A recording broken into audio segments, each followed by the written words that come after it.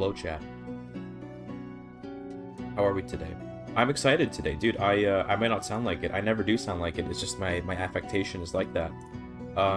There was a patch today for CK3, like literally today, and it claims to fix memory leak issues. Now, I'm just saying, okay? There were haters on the video where I complained about this issue. I haven't tested it yet, no, but I'm going to today.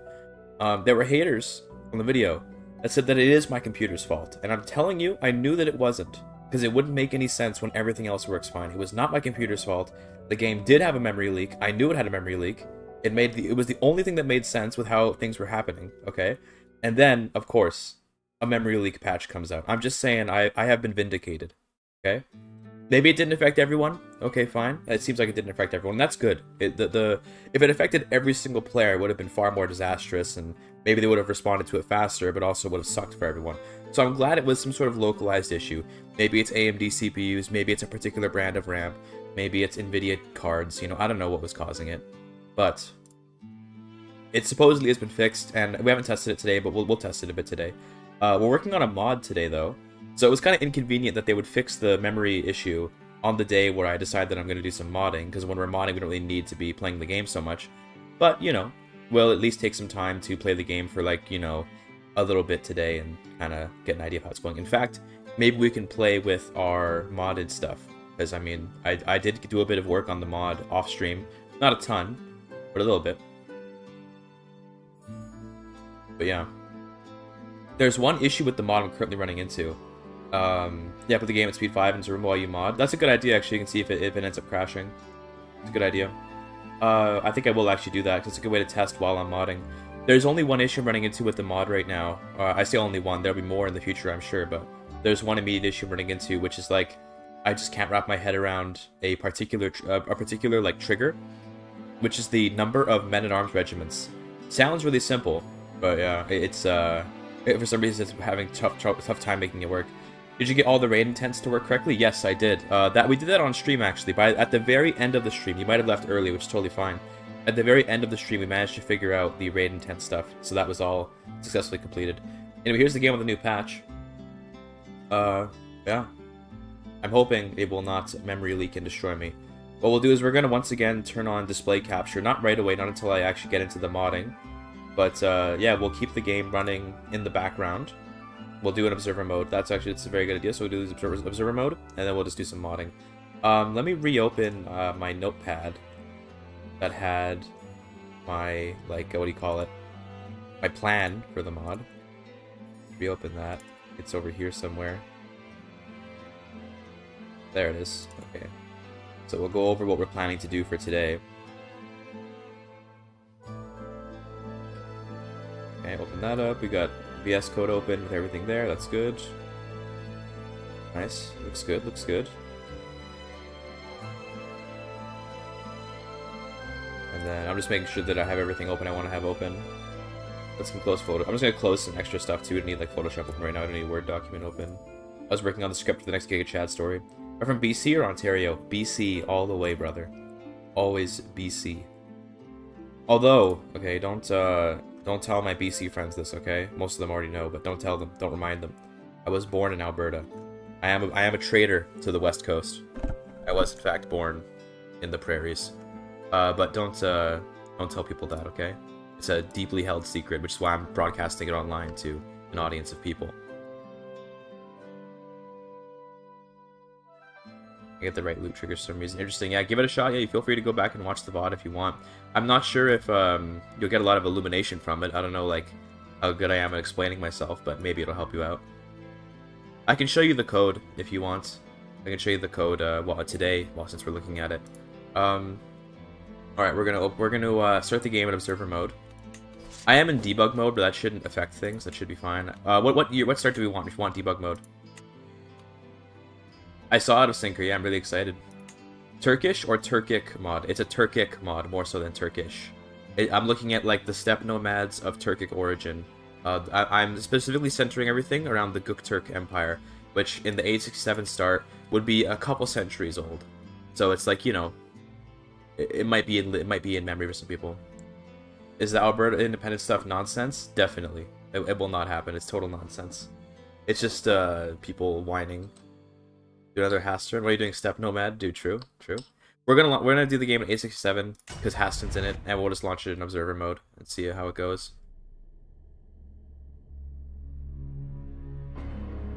This is just a test if the memory leak is fixed, by the way. This is a test if the memory leak is fixed. And then we're going to start modding while this goes on. And also, it'll be fun to look at a map, right? Could be interesting to see what happens. Observe. Okay, there we go. We're observer mode. Let the game kind of start up for a second. Great, okay. Let's go speed 5 on pause. And just, there you go. See, we'll let that play in the background while we mod. Zoom out a bit so you can see the whole map.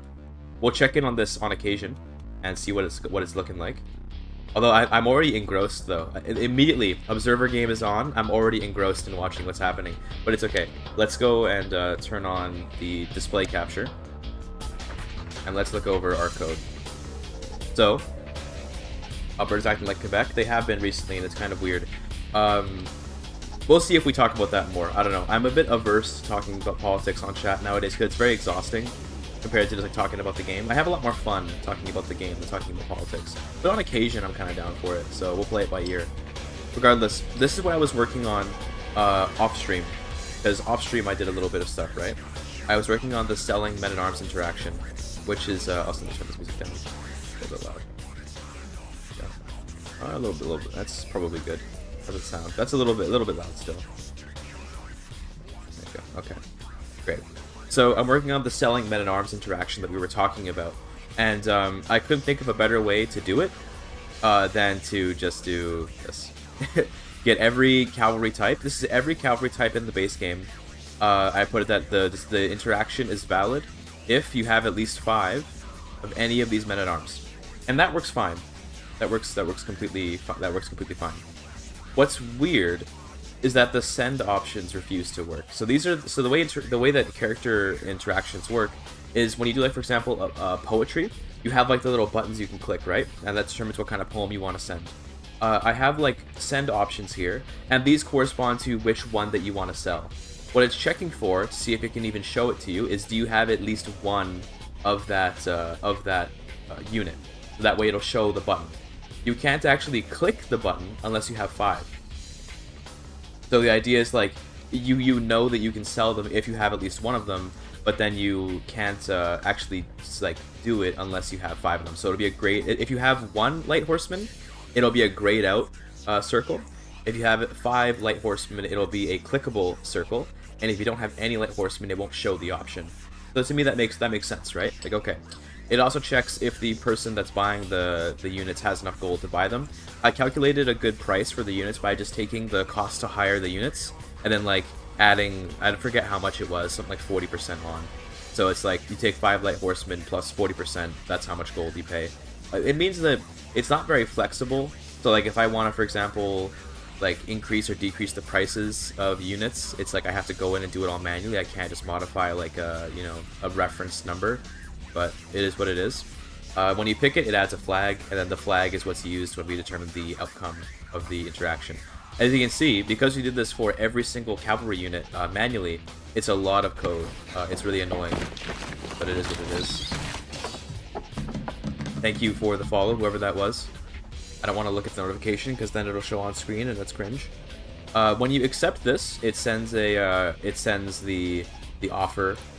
So what it is that the AI will only accept it above a certain threshold, so they will always accept if you send it to them, if you can send it to them. And then what it does is it gives them an army.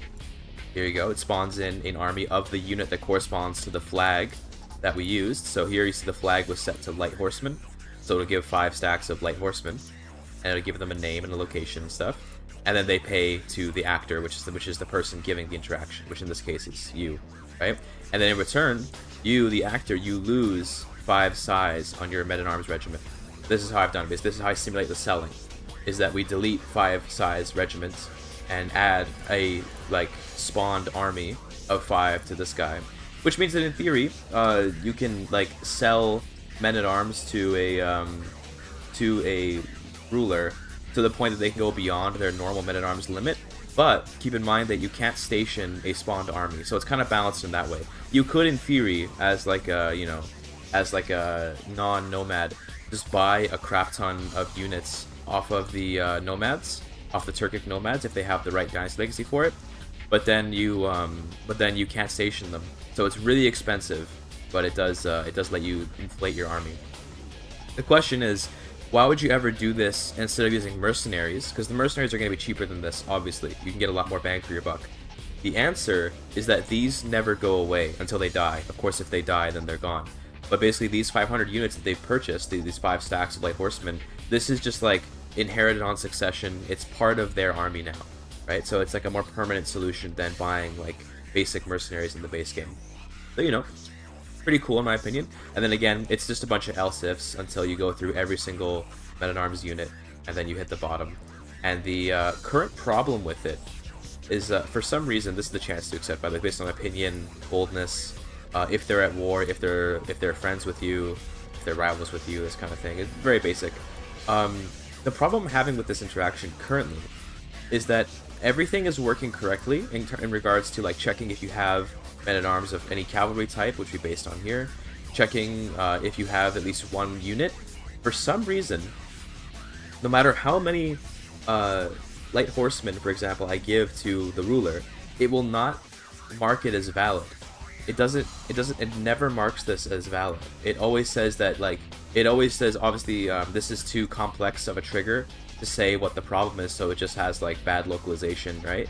But I could add a custom tooltip and I could write it myself. But basically, for some reason, it's not recognizing this. And I tried isolating the issue. I tried, for example, getting rid of the gold requirement, because maybe the gold is weird. There was no problem with that.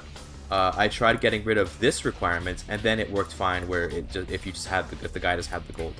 So there's something weird going on with this, and I cannot figure it out. It's asking if the actor, which is the person that sends the offer, has a number of men-at-arms regiments of the type. The type is light horseman. The value is greater or equal than 5. Equal to 5, I should say. I don't know. I could not figure it out. I literally was like, wow, I guess I'll come back to this later. I can't figure it out. All of them are like this. Now, to be fair, I copy-pasted. So whatever error is here that's causing it to not work, that has been carried over into all of them because I copy-pasted. And I don't know. I really don't know. I cannot figure it out. Because it works on, for example, like the is shown one works. So is the number 5 messed up? Like, I don't understand. Is the number 5 like an error number? Should I making it less than 5? Well, then that doesn't really work for what I'm trying to do, though, because I want the value to be greater than 5. Because that way you have to have at least 5 units is the idea. Like, what I'm saying is I'm not unwilling to try just doing this, right? Just make it less than 5. Sure, we can see if it works. But like, why? why would that fix it? You know what I mean? When it comes to coding, which I guess this is kind of, right? There's got to be logic to it. Otherwise, what are you doing, Stepbro? Like, there has to be logic. So I just don't understand what's wrong with it. Before we do more of that, let's look at our observer game here. Let's see what's happening here. The Khazar is falling apart. HRE France, that's based. What kind of mod are making? Turkic flavor. We already started working on it last week and we're continuing today. But we're also running an observer game to see if the memory leak issue was fixed. Oh. Well, so far, this a... that's why. Conqueror.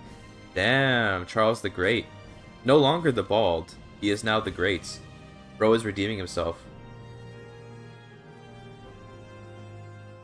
Look at that. What's up, Flavio? We'll keep an eye on this guy for sure. But yeah, we have a little observer mode right now. Also, what's this? A confederation? Of course it is.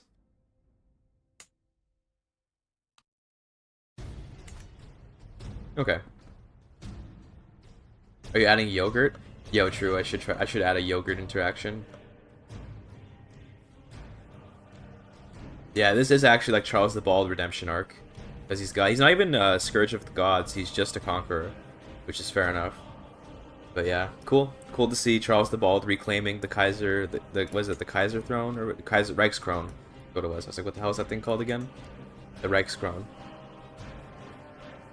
Cool to see. I've got some food in the oven, by the way, chat. Sorry I was so rushed today. I have to be completely honest with you. I was just like distracted playing this game. This game that I saw Northern Lion playing a little while ago. He was playing a game called Drop Duchy. And it's like a Tetris deck building roguelike, which like, you know, crazy idea. But it was really, really fun. I got it for like 18 bucks or something like that. It was like a pretty cheap little indie game. And I was completely absorbed into it like yesterday and this morning. I've now played like 12 hours of it over the course of like 36 hours of time. So you can get an idea of how good it was. But now I've kind of calmed down and I don't play as much. But yeah, maybe a little bit late. I delayed my stream 15 minutes because I wanted to play a little bit more. What game again? It's called Drop Duchy. Here, I'll put it on Steam here. This game really really pulled me in yesterday and today.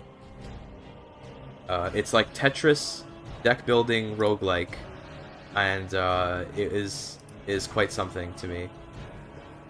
But yeah, either way, just saying like why today's stream was a little bit late. I was literally just playing this. I was gonna come up with some excuse. There is no excuse. I just was like, yeah, I wanted to play this for a bit. Very fun game, very, very good. Hopefully the reviews are good. 88% positive. I saw Northern Lion playing it on YouTube, and I was like, oh, okay. Currently on sale. Not sponsored, by the way. I just really enjoyed the game, so I played it. But anyway, back to the Observer thing. My food should be ready now, so I'm gonna grab it. 1 second.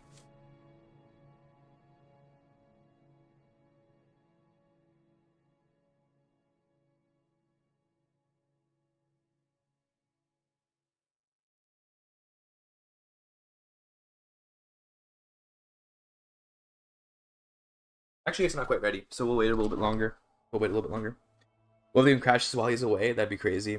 Wait, we're gonna see if this new stability patch today helps. We're just running a game in observer mode while we're gonna do some modding. Also, the HRE continues to expand. Holy GIGACHD. Excuse me. What song is playing right now? Oh, I see. It's one of those Ori songs. It's really quiet. Give me some Endless Legend. Yeah. Oh yeah. Joe Heston. Let's see. Yeah, he may have been conquered. Yeah, he got fucking murdered. Oh wow, dude, Charles the Great, dude. Dude, Charles the bald. Yeah, he went hard, man. He killed his ass on 874, a couple years into the game. Fucking got him. Damn. Coefficient shambles. Rip Haston. He managed to conquer Cheshire and Derby before dying, though. They do start as rivals, yes. Yeah, look, he's gonna die pretty soon, though. When he dies, we'll see if the HRE can stay together. But yeah, it's cool to see an HRE form like this, definitely. Regardless, we're not gonna focus on this too much. I so easily get pulled into the crazy fun of CK3, but we are modding today. So, I don't want to sit here and bash my head against whatever the heck problem is going on here. I don't really want to do that. It's just like, whatever, right? We're gonna move on. I will come back to this one day, and my alternative, let me put in my notes here. So, trouble with cell MAA interaction. Okay. Alternative. Using the interaction triggers and events. Just subscribe with Prime. Thanks for the sub. Who was that? Okay, show me. Who was that? Okay, not now. Boogie, thank you. Appreciate it. We have a sub goal? When did I have do I have a sub goal? Oh, I didn't mean to do that. Ah. Wait. Slash sub only? How do I turn off sub only mode? I didn't mean to do that. Oh, I disabled it. Okay, I already disabled it. We're good. Okay. My bad. I misclick. Misclick. Here's the goal button. Well, we have a sub goal. I didn't even know we had one. Okay, we have a sub goal, chat. We have a sub goal. Saved, dude. So true. Apparently we have a sub goal and I forgot. But yeah, whatever. I don't know what this was for. This must be ancient. Can I see when I made this? This must be like an ancient sub goal. Oh my goodness. Regardless, in terms of, don't worry about my tax interview. I'll deal with that later. I'm just lazy. I'll get on that. Use the interaction event, we can do everything via event. Yeah, so this is the alternative. It's a relatively simple workaround if we can't get, because I like that it works right now as like pure interaction. It's like there's no event, there's no, it's just like it feels very cool to not have everything tied into an event, but if we have to do it, we have to do it. So we'll keep that as a note. Regardless, we finished this already. We already finished the Turkic style rating, so we'll get rid of that. We don't need that note anymore. We finished all of this now. We finished our Dynasty Legacies, so we're done with that. Music is a bit loud. Yeah, sorry. I like the music a little bit loud. Yeah, there you go. Sorry about that. Formidable Ottoman Empire. We're probably gonna go for the GökTurk. So if you look at our scope, this is the scope of our mod. This is complete. We finished this complete. We want to basically make an alternative to the Mongol Empire, which is going to be the GökTurk Empire. Now, obviously, like the Ottomans, the thing about making like an Ottoman formable is that the Ottomans are just like one family. So it's like it wouldn't make sense for for any ruler that isn't from the Kai family or like, you know, from a derivative family of that clan to be forming the Ottoman Empire. Like, that doesn't make sense. You know, so I want to say it's a little more applicable to any Turkic ruler, right? Any Turk could be forming the GökTurk Empire, right? My girlfriend is after a GökTurk Khan. That's crazy, dude. Who? Give me the name. Dox yourself. GökTurk is one family as well. Ashina Dynasty. Yes, but I think that you can claim the So the thing is, a historical empire you can claim the mantle of. You can be a different family, and you can claim the mantle of GökTurk Empire despite it having been ruled by one family, right? That's fine. It's like how the HRE was like a Carling family, but you can still claim to be the new Holy Roman Empire despite not being a Carling, right? The Ottomans are an Ottoman empire in the literal sense of the Ottoman family, the Osmanlı. They are the Ottoman Empire. If you don't have an Ottoman on the throne of the Ottoman Empire, it's a different empire. It's you would call it like, you know, the Karaman Empire, whatever your last name is, right? You wouldn't call it that. But the GökTurk Empire is just, you know, GökTurks are just one, like, I think it means like Sky Turk or something like that. It's just like a big Turkish empire. It makes sense to me. It was very brief, based. And then we'll do 2 or 3 legends. That's the easy part. I'll see. Bilge Khan is the name. Bilge the Wise Emperor. Interesting. You're making a mod for it. Thank you. Happy to make a mod for it. Anyway, let's focus on the end goal of making the GökTurk Empire. So let's take some notes for what we want to see from that. GökTurk Empire end goal. That's like, this is meant to be like Mongol Empire for Turks, right? Because obviously the Mongol Empire is like the big final goal for any of the Mongolic peoples, and I guess by extension, any of the steppe peoples can form it. Is Karaman a famous dynasty which is named Karaman? Well, I just picked it because it's the name of one of the what are they called? One of the Beyliks in EU4 is called Karaman. So I was like, sure, whatever, right? The Karamanids and the Jandarids and, you know, what else are they? Like, there's more. There's a lot more. But there's a bunch of like Anatolian Beyliks that had like their own family names.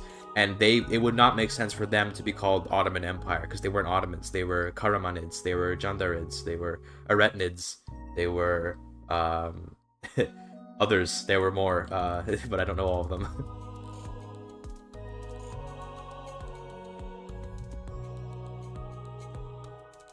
Ottomans said that Crimean Khans could become emperors, so Ottomans were no more. That's pretty cool. By that point, though, I think you would have to change the name of the empire. That you couldn't call it the Ottoman Empire if the Crimeans were ruling it, unless they were an Ottoman family. Regardless, let's talk a little bit what we want to do for the GökTurk Empire. So, I want 2 versions. Okay, one for nomads, it's herd oriented. One for settled.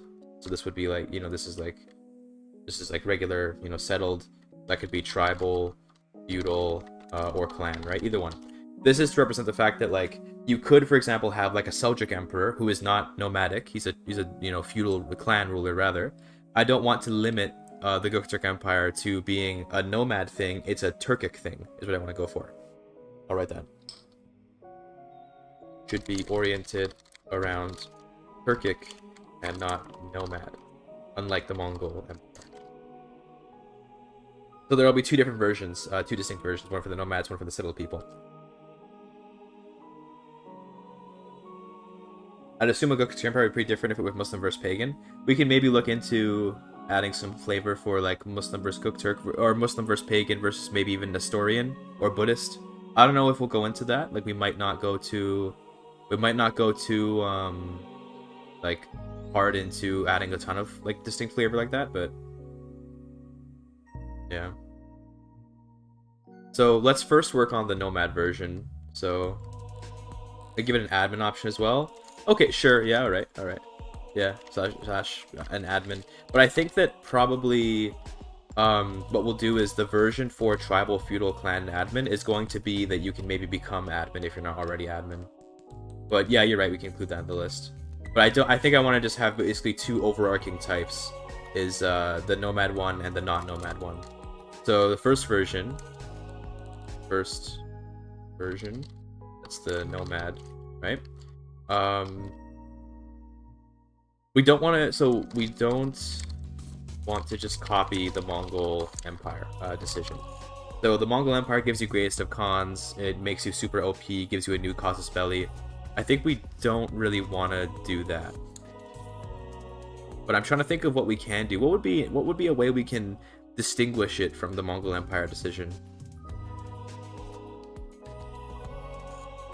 It probably should, like, maybe it can give like a big dynasty modifier, or maybe like a new election type. Because you already have Kurultai, so it doesn't really make sense to get a new inheritance type.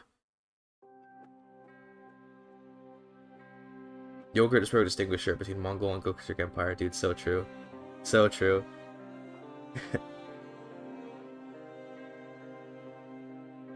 I think mechanically what the difference should be. Like, obviously there are differences culturally and stuff, but like mechanically what would the difference be? Let's look a little bit at the GökTurks. Read a little bit about them. Unique Shaper Founder, yeah, that's a given, I think. Let's see.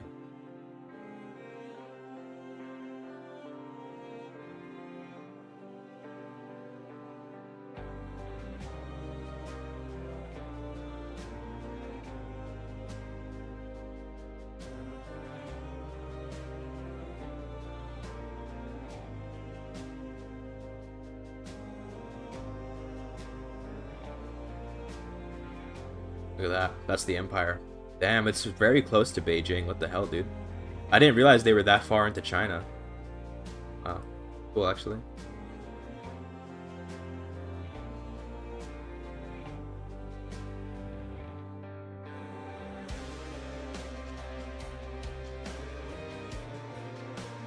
I feel like we don't get a whole lot of information about the nature of their governance here. Like, I want to get some understanding of what they're like, what their empire was like here.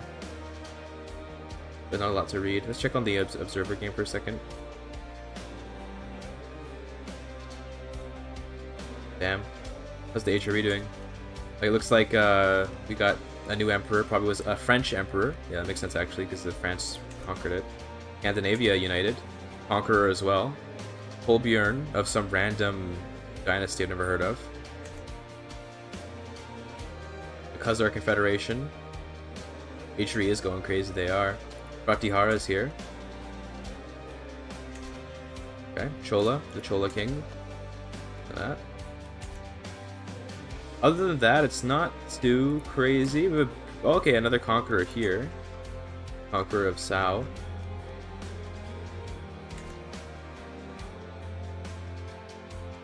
Brittany's making moves. Cute.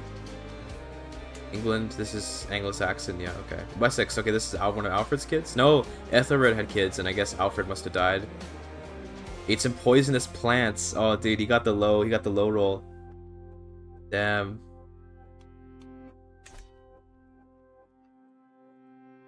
Ruthenia? Not a conqueror, just chilling. This is the King Deer family, yeah. Both killed. Cool. Abbasids are taking a little chunk out here. Damn.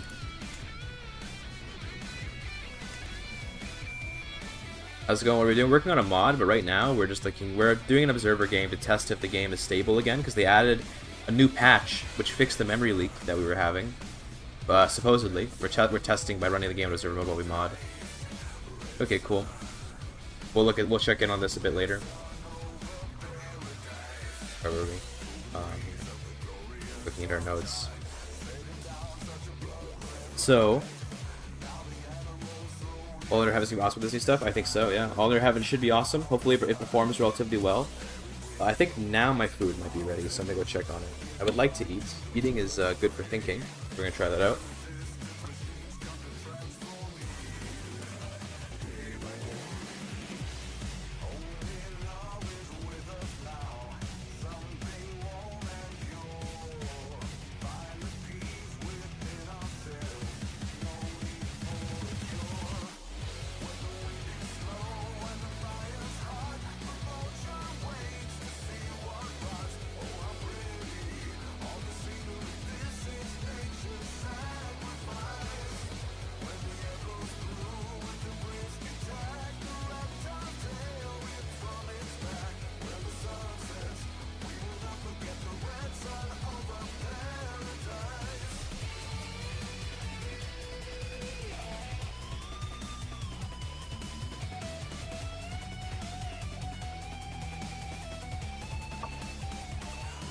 Good now.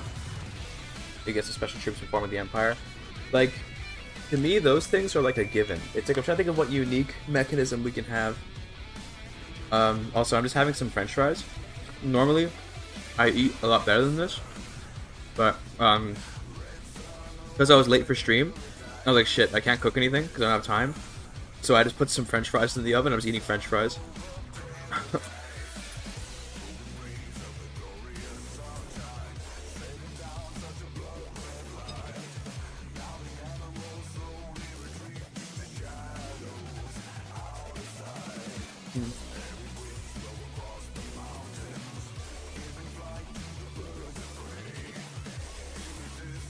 I'm gonna look at the game for a bit to help me think of ideas. Because unfortunately, that Wikipedia article has like nothing about the. Like, I wanted to read about the nature of the governance of the GökTurks. Because I'll be honest, I don't know shit about them. Okay, I have to do the research, right?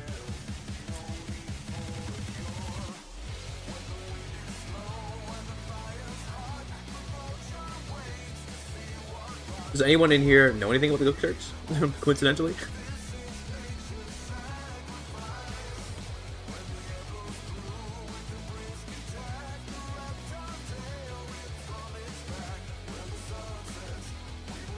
Maybe we can read some papers or something. AI, okay. Let's see. Let's ask ChatGPT. Is this gonna be a funny meme? Probably. All right, ChatGPT.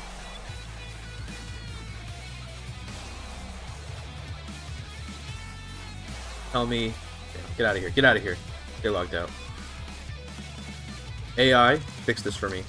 Mods, tell me about the GökTurks.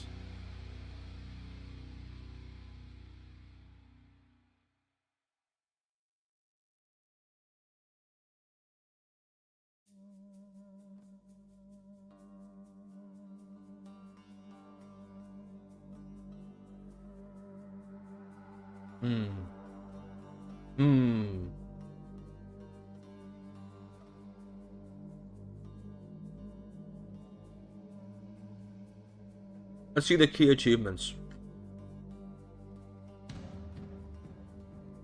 The Orcon inscriptions. I do know about those. Okay, now tell me about the bad Turks. Do true.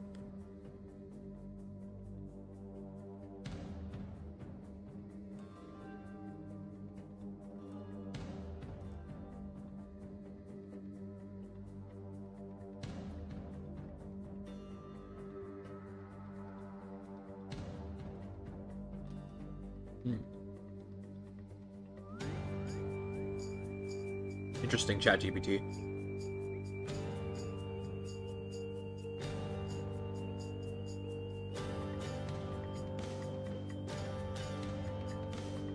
Mods put Go into his Turks. Do true.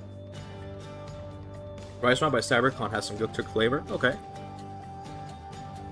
Maybe we do a little thievery. I'm joking, we won't do that.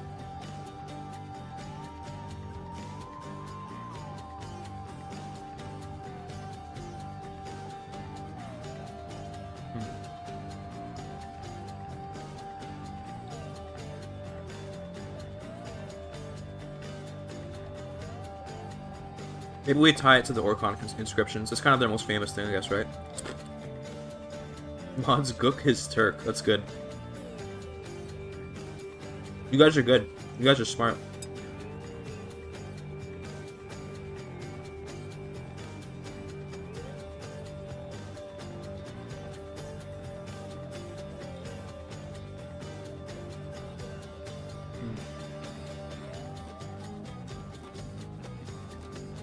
In what manner did the GökTurks govern their people? Let's see what I get from this.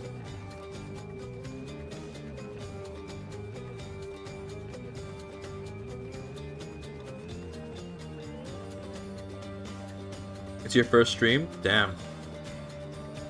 Welcome.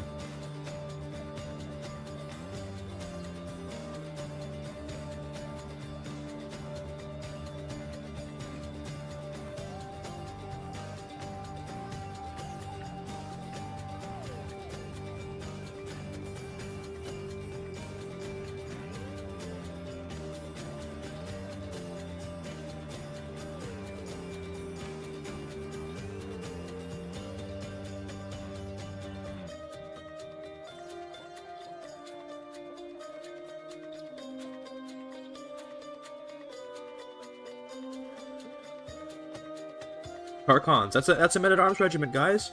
It's a men-at-arms regiment.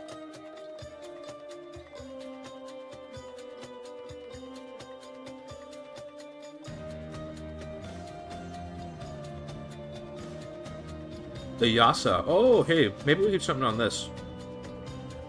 But isn't the Yasa a Mongol thing?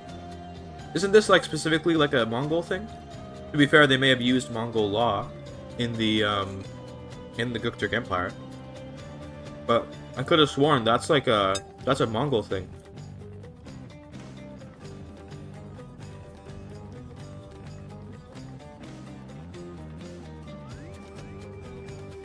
That makes sense.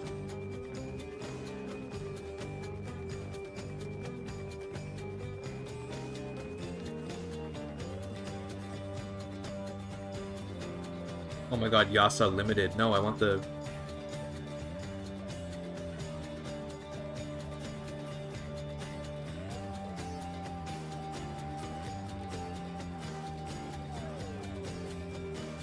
Does it originate with the GökTurks? It's just like it lists the Yasa as being like a GökTurk thing, but it clearly was created by the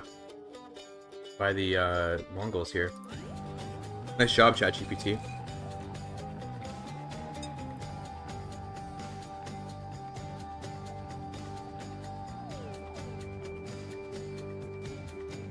So we could have like a Yasa, I don't know, Yasa mechanic. Is that a great job? Yeah, we're just memeing right now, to be honest. I'm just memeing, but yeah. Almost on my food chat. Sorry that I'm eating on stream. Should have eaten before, but I was addicted to a game.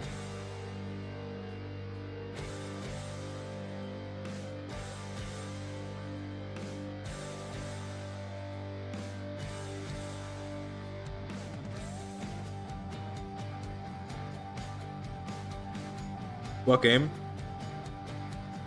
The Drop Duchy. I was playing this like all of yesterday and today morning.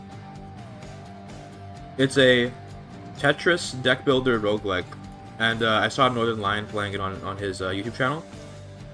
It was very fun.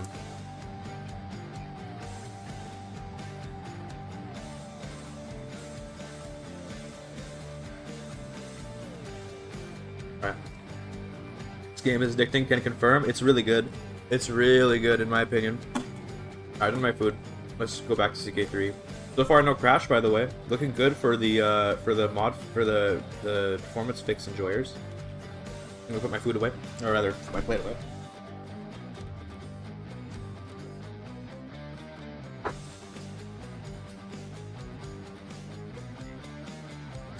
Also gonna get some water. Be back.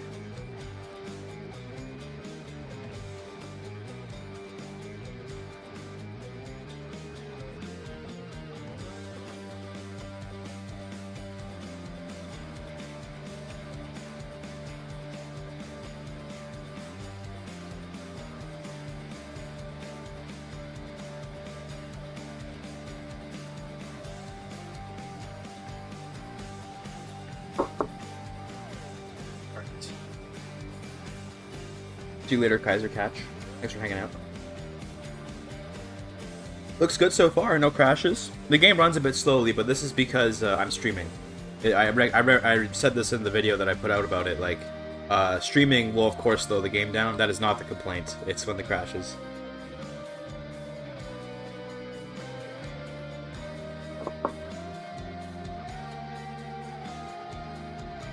Since there's so much natural overlap between the Mongols and the Turks, I think it may be wise to decide what goes on which side of the fence. What's the divider between GökTurks and the Mongols?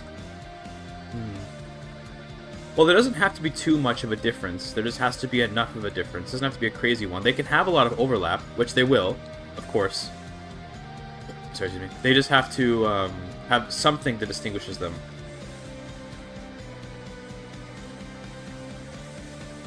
Oh, that's you know what, Hakeem? I like that idea actually. Hold on. You know what would be a good idea? Okay. Unite the Turkic languages. Okay. Combine Shaz and Ogre into one language. I think that'd actually be really cool flavor-wise. You know, it's like a weird thing where this doesn't really impact the game at all meaningfully, but it feels cool to do. Like roleplay-wise, that's super cool.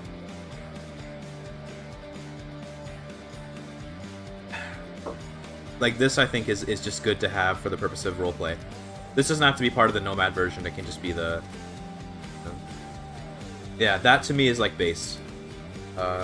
And increase acceptance from the Turks. What about this? Okay, here's actually an interesting idea. Hold on, I got an idea, guys. I got an idea. So,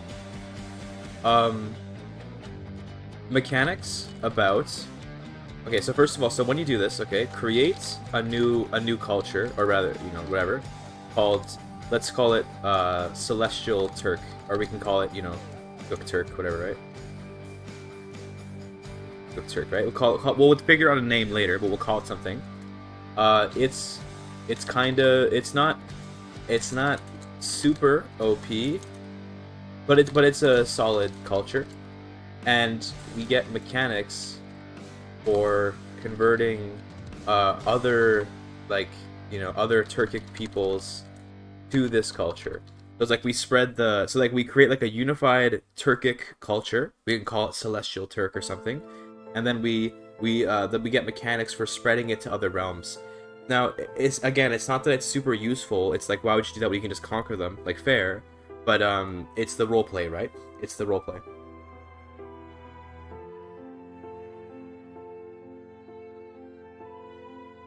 Have Turks steal gunpowder from China? Yeah, interesting. Maybe the thing is we don't have China on the map right now, so it's kind of like it's kind of weird to add China mechanics when there's no China on the map. But it's an idea. It's an idea. I'll think about it. Bring other Turkic peoples to the culture. Once enough of the steps are culture converted, then what do you get? Then get a decision for a ton of renown, and I don't know, and a unique dynasty modifier.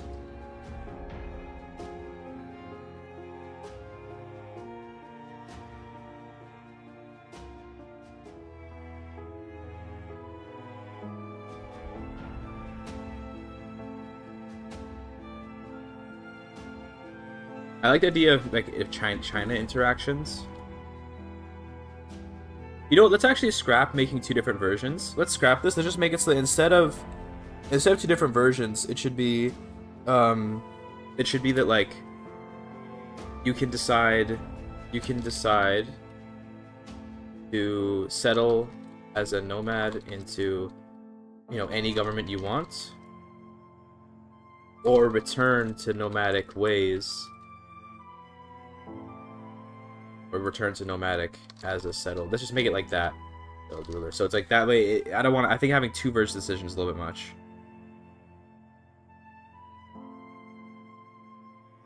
Let's do like China interactions. Do like marry Chinese princess. You do like, I don't know.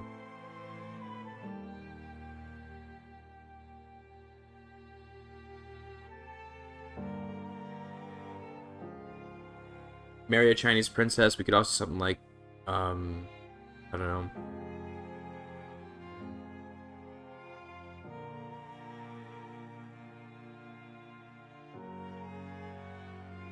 Do you want to just like take the mechanics from CK2? You know, the China mechanics from there, where you can like raid China and stuff.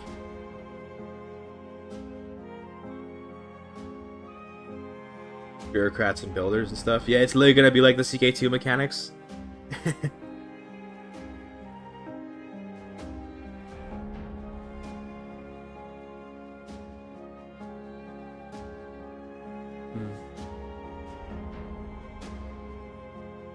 Interesting. They are pretty good, yeah. I do like them in that game. I don't want to do too much though. I think I don't want to put too much on my plate. Yeah, I think we just do like marrying a princess, and maybe we can do like a special decision to get a stack of bombards.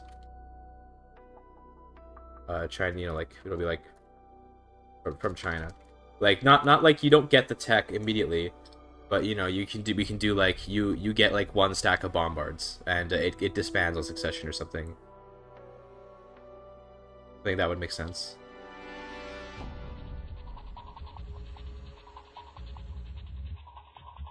Okay, so with this now, you have like an end goal, and then you have like a super end goal, which is the end goal is to, I don't know what the requirements are going to be to form the GökTurk Empire yet, but we'll figure that out.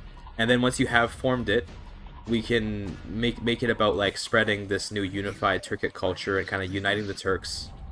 And then I guess from there, like, I don't know, I don't know. You should adopt Sogdian alphabet just like the Uyghurs did. Well, I think we should probably do a decision to adopt the Orkhon alphabet, right?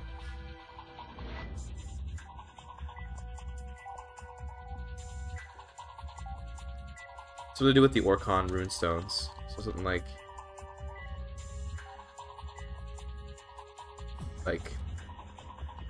maybe like modernize the Orkhon runes.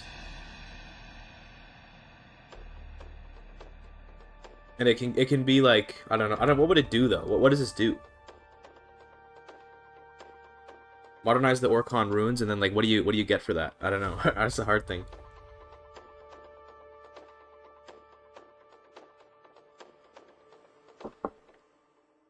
Like, I find it really difficult to figure out what to give you gameplay-wise for doing this.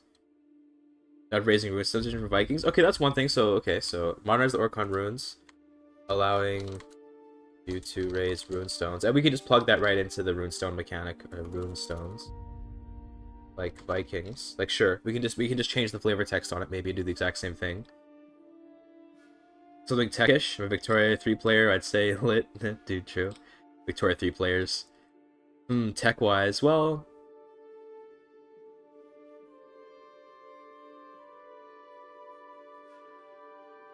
doesn't really make any sense though to get tech from modernizing an alphabet.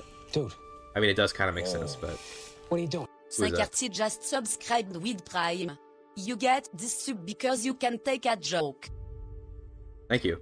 Wait, what was the joke that I took? Thanks for the sub. I appreciate it. But that was 31 minutes ago. Wait, did someone else sub? Did it just play like a sub message again? No, Saint-Cartier did it. Oh, okay. Thank you. There it is. Popped up there. I was like, wait, where'd that even come from? Thank you very much, sir. Thank you very much. Appreciate it. Why do you believe that? Yes, the French accent on the automated announcer is really funny. I do like it a lot. How are we looking here, by the way? HRE lost Italy, it looks like. The Shadow Kingdom has escaped. It's French, though. GIGACHD. Gastinois. Very cool Italian family. Oh, damn. Irish Confederation. Damn. Look at that. They've united. They might actually form into, like, a proper kingdom if they do that. Scandinavia is a conqueror. Yeah. It's still Kolbjorn, who we saw before. Not a scourge of the gods or anything. Quite a few confederations over here.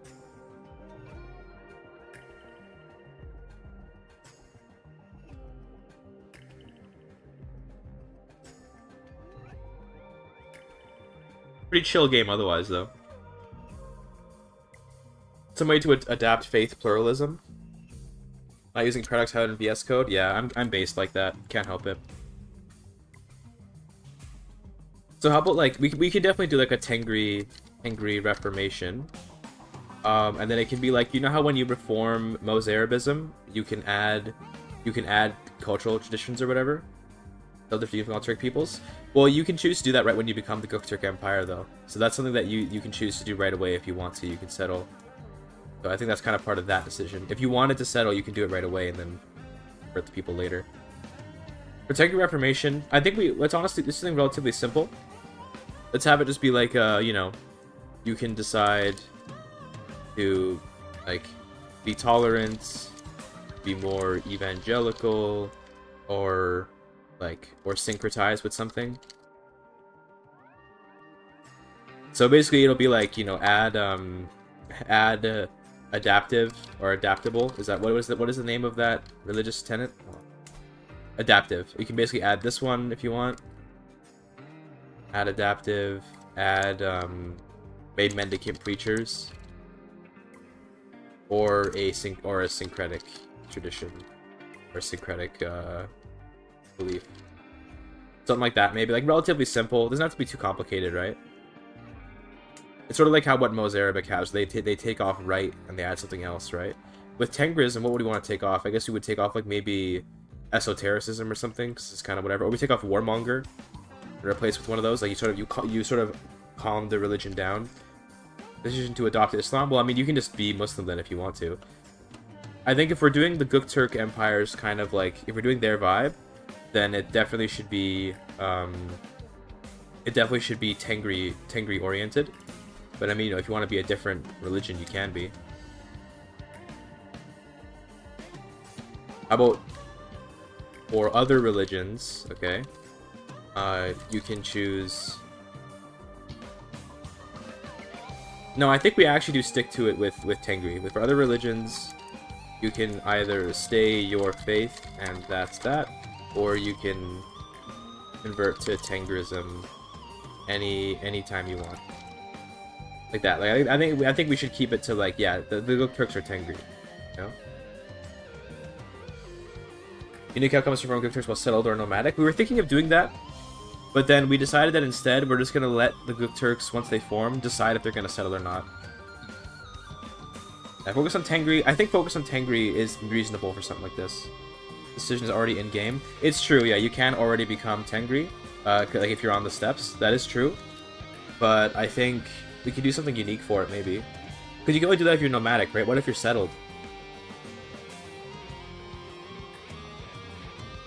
A unique school of Islam? Maybe. Correct tendrils, no, it's no problem. Oh, I recognize what you meant. Could add like a different Muslim school. Rocket archers, oh my god. We already are giving them special men-at-arms though through the Dynasty Legacies, right? So that's kind of already part of it. They already get the GökTurk horse archers, which are just like regular horse archers but better. By the way, keep this zoomed out. No crashes yet. We've been streaming for what, over almost an hour. That's good. What was that? Go.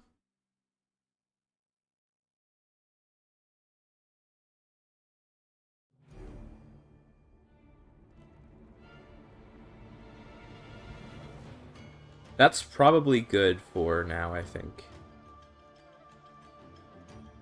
So the basic, so the overview of the stuff is going to be, first of all, determining how do we form it. We'll figure that out first. Basically, when you form the GökTurk Empire, if you're a nomad, you can choose to settle, and if you're settled, you can choose to return to nomadism. We might actually get rid of that though. I think settled rulers stay settled. Let's not like, it's too janky to go back to being nomadic as a, let's say, a relatively large empire. If you're settled, you're settled. And that's that, I think. Maybe we'll change that idea later. Let's get rid of this, which is like a note for me to help think. Let's get rid of this, it's not actually a design note. So, one thing is going to be uniting the Turkic languages. It's going to be combining Shaz and Ulgur into one language. Using acceptance.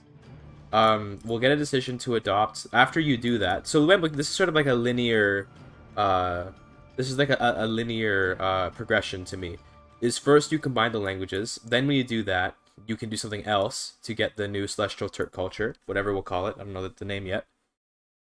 Then you spread the culture, and then you get the unique dynasty modifier, and that's kind of like an endpoint for that that arc, you could say. Admin have settled. Okay, sure. Let's say settled. Can be admin if they aren't already. Sure, we can do that. Okay. So you do this final thing, and you get your unique dynasty modifier that's like permanent, you know, whatever, and you get a bunch of renown. That's like fine. That's a fine end goal. Okay, is you've converted most of the steps to this new culture, and you've unified the Turks, and you've established your great GökTurk Empire, whatever.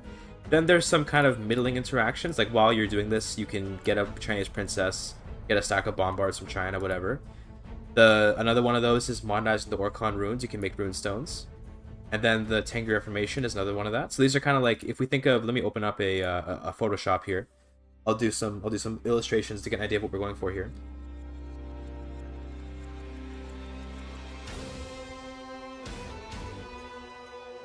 Think of this sort of like a mission tree in a way. It's sort of like a mission tree, you could think about it. Give me a new thing. A little bit bigger than that, please.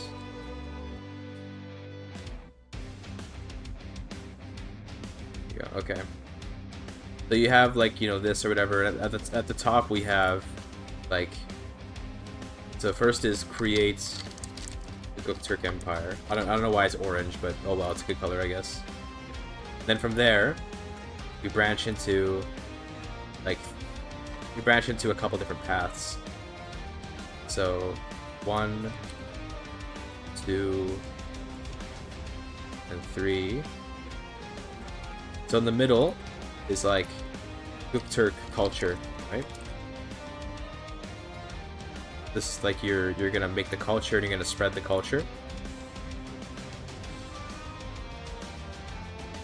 Like unite the languages, spread the culture, etc., right? This kind of thing. Okay? And that gets you down to unique dynasty modifier. Okay? We call it Uniters of Turks, that kind of thing, right? You get to be known as the family that united the Turks. That's cool, right? Then over here, we can have like Tengri Reformation. Okay? Maybe we want to make some custom beliefs for them. So it's like choose a path, right?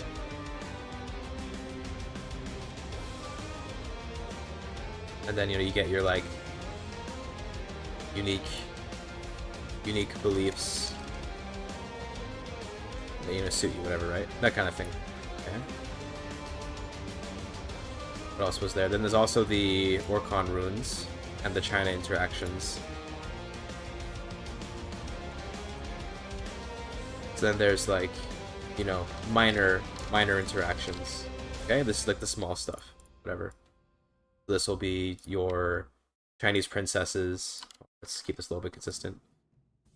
This will be like your Chinese princesses, Chinese gunpowder.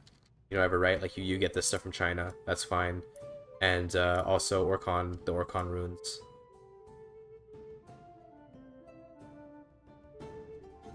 Raise rune stones, that kind of thing, right? I think this is kind of like what you do. These are I like to visualize things, okay? I'm a visual learner. I'm not really much of a visual learner, but it's a funny meme. This is what I have in mind for the things you do as the Empire, right?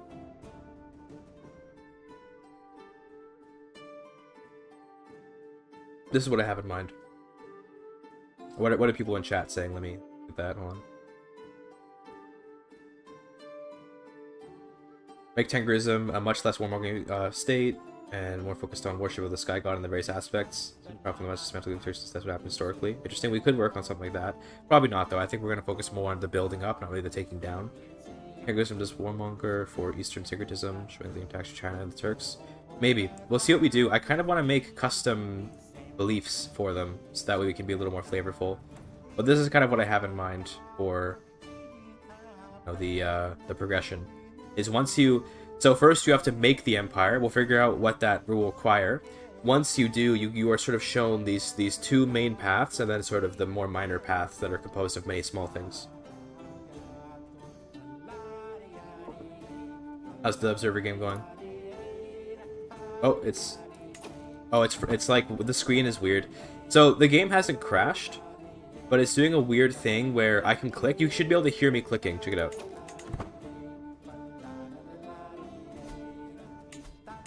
You can hear me clicking, right? So like the game is running, but it's like the screen is frozen. I don't know what this problem is, but it's weird. I found the only way to fix this is to close the game. This isn't a crash though. This is like different. This is like some weird other issue. Let me check my task manager and see how much memory we're using on CK3 right now. Just to give us an idea if we're having a memory leak or not. It looks like we're good. I'm not seeing like a memory leak here. I'm not like, you know, we're not even using a lot of memory. So that's good. I think this shows me that the memory leak is probably actually fixed. To see it's not like slowly increasing. I say that. Ooh, it is slowly increasing. But it's like, okay, now it's just going back and forth. Like it's not using all of my memory, so that's good. But I do think the game is currently frozen and I can't fix this. So yeah, rip. Can I quit the game without being able to see? Can I do that?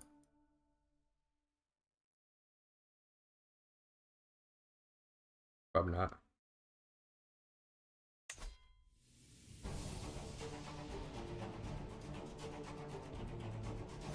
Yeah, alright, well, we're gonna have to just close the game, I guess. Oh well. Yeah, that problem I've seen a couple times on this patch, and it's unfortunate. I don't know what causes it. It is not a crash, at least, though. It's much more acceptable than the crash. Game close, please. I have to force close it. It's okay, though.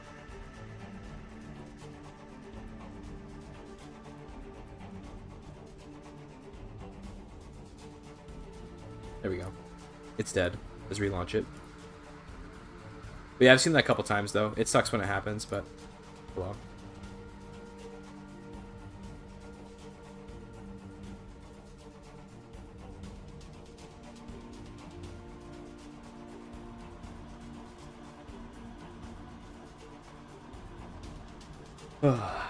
No big deal. No big deal. That is a different issue than the memory leak, to be clear. That's a different thing. I don't know what that problem is.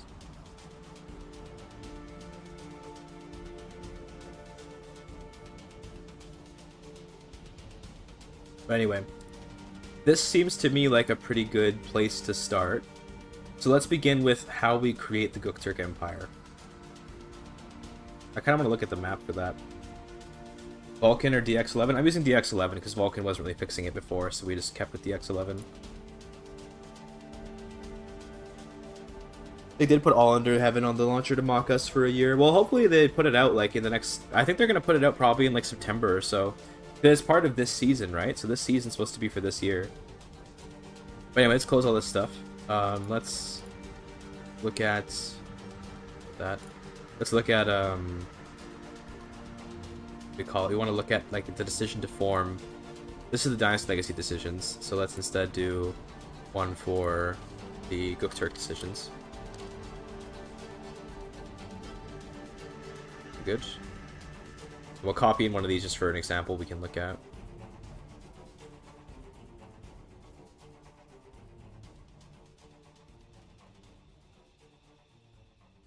Okay, so then let's just delete all this. Or rather, I want to get rid of all the contents. Yeah, I want to do like this. I like to do this where I give myself like a little template for everything, so I know what needs to be included.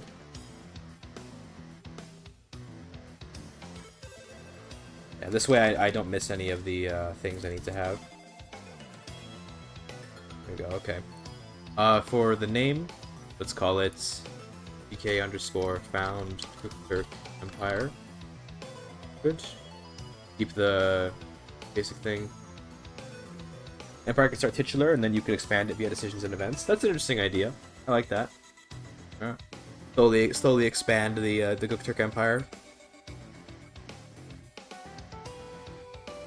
I will not Google any sus thing while I'm on desktop, while I'm on display capture. Good. Okay, we don't need a cooldown. This doesn't need a cooldown. We only do it once. Okay. So first of all, is shown. I think all Turks should always be able to see this. So, culture equals as cultural pillar equals heritage Turkic. Product syntax highlighting could really come in handy. Everyone talks about the syntax highlighting, guys. I am a GIGACHD. I don't use syntax highlighting. Okay, I just read my shit, right? No, I mean I could do it, but I'm just lazy. Yeah, I'm just lazy. I should probably do it, but oh well. So all Turks should be able to see the decision. That's fine.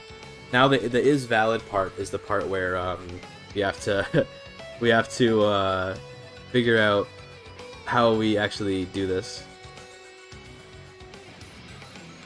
Coding in C++, damn, okay, GigaChad. I code in Paradox script language, the most useful of all languages. Is this done loading yet, by the way? No, it's not. Okay, that's fine. Notepad++. I use Notepad++ for searching things.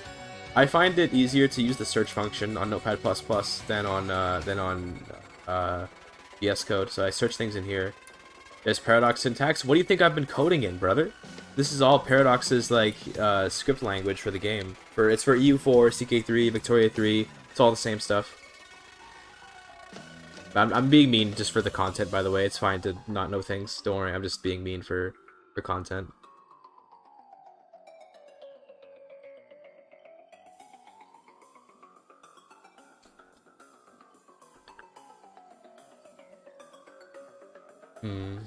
I'm trying to think of, like, I need to look at the maps, so I get an idea of what should be conquered.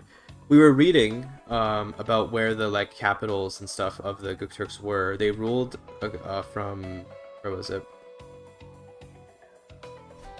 I think didn't we see it on ChatGPT is where we saw it? Oh god. So that's their historical extent, but I don't want you to have to conquer all that to be able to found them. The game finished loading, so let's... Oh, we can just go right into the observer autosave. That's good.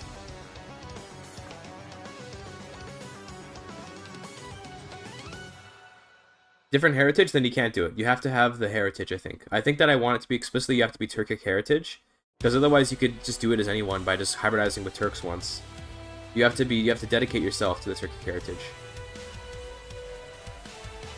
Utuken, yeah, that's in like it's in the far east. Utuken is like way over here, I want to say.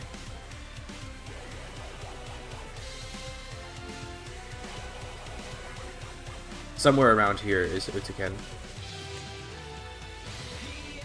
Orkhon is here. This is where the Orkhon inscriptions are. We won't look for it too long, but you know, take a look. It's fine, it's fine. It's somewhere near there.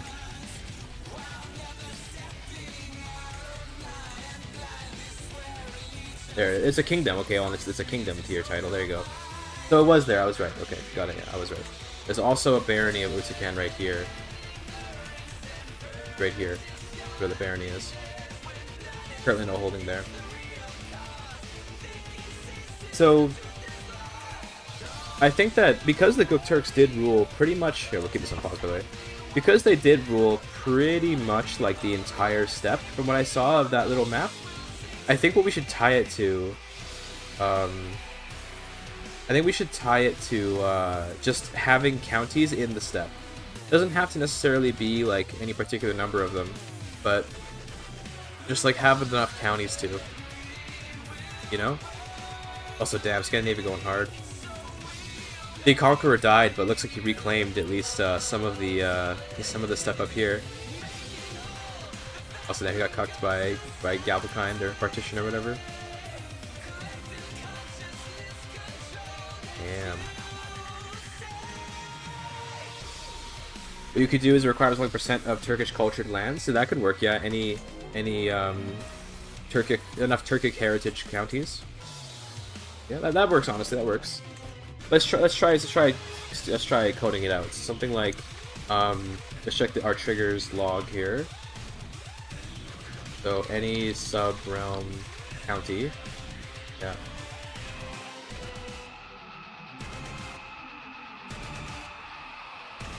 Okay. Let's do count, like, I don't know. Let's start with, like, 60. I don't know. Greater than or equal to 60. I don't know if that's too many or too little, but you have to have 60 counties, the culture, or I think it's has culture for counties, right? It has to be, like, has culture or whatever. See. That's for counties, right?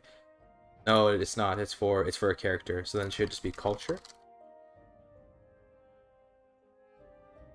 God. So much to click through. Is it just county culture?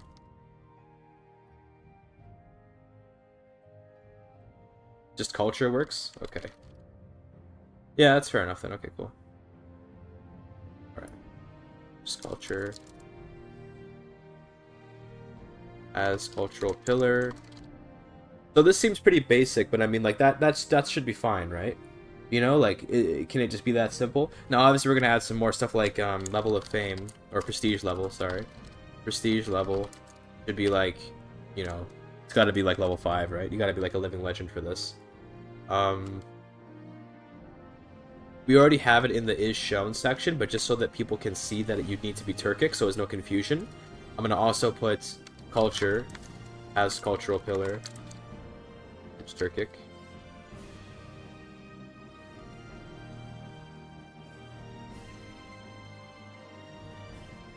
Like, this way you know that you have to be Turkic to do it, because obviously it's only shown if you have Turkic culture, but we don't want people to get angry when they get confused when the decision disappears. Level of faith? I don't think you should have to be faithful to form the GökTurk Empire. I think you can be you can be a total sinner if you want to.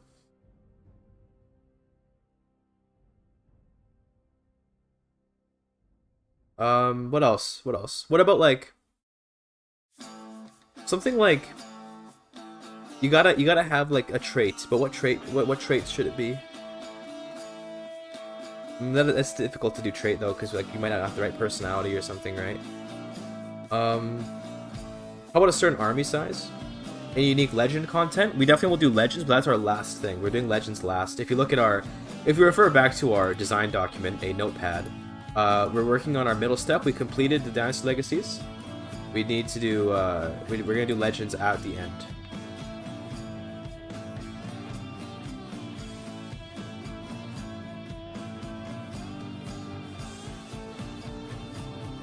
Education level 3 or 4. That way you can university it. That's a good idea.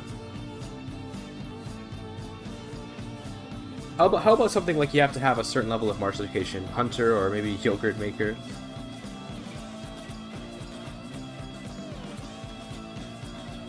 Martial greater than 20. Yeah, okay, we can just do it stat based. Let's do a combination of diplomacy and martial requirements. Or maybe just herd. Yeah, maybe. True. How about, like, you have to have more than 10 diplomacy, you have to have more than 18 martial. Those are pretty high requirements, I'd say, but, like, that makes sense to me. We can do an if for if you're nomadic. Let's do a custom tooltip for that. Oops. Oh, this, there you go. Government. How do we do, like, it has to have a government mechanic, right, or whatever? Has government, okay, alright, has government. Now, I assume that nomadic, we can probably find it in Notepad real quick. If I just search for this, will I find it? Oh, I have to search a better place. I'm just gonna see what it's called in the game is all. Yeah, government has flag. Okay, we can do this instead. Government has flag.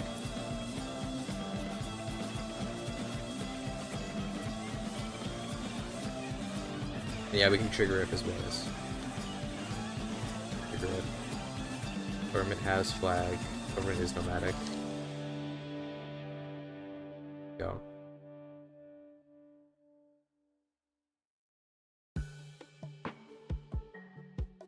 Yeah, I understand. Yeah, I just missed it. But yeah, trigger if. Okay, cool. So if you have a nomadic government, then we'll say you have to have a certain amount of herd. And we'll say, where is herd? Is it literally just herd? Okay, cool. How much do you want? It doesn't have to be as much as the Mongols. I think it can be less than the Mongols. So let's not do 75k. That's the Mongol requirement, basically, is 75k. Let's do, like, I don't know. You know, you gotta be, like, a reasonably powerful empire. Let's do 30k. That's the absolute... Or 30... I think it's like this, right? Yeah, 30,000. That's the one for, like, the absolute dominance, but not the unrestricted dominance. I think it's not... I don't want it to be so harsh of a requirement that it's basically a second Mongol empire. 30,000 feels like a reasonable number. Vassal opinion up? Oh. Do that from a domicile. Oh, interesting. Really? Is that... Oh, the scope is domicile. Look at this. It is domicile. So it should be... Let's see, how do we... We do, like, has domicile? Domicile. How do we scope to the domicile? I guess we do root.domicile. Here we can just do... Wait, can't we just do... Will that work? I don't know.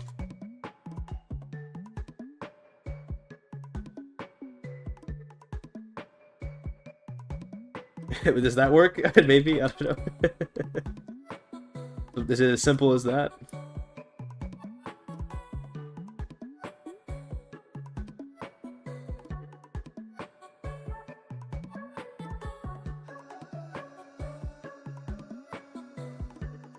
It wouldn't do anything in that context? Damn, okay, rip. Okay. Just all links.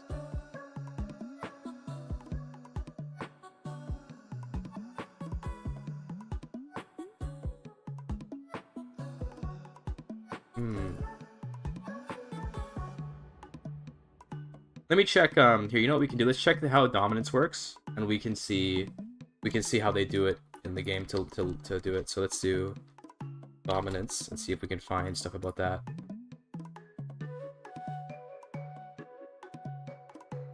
Got some hits.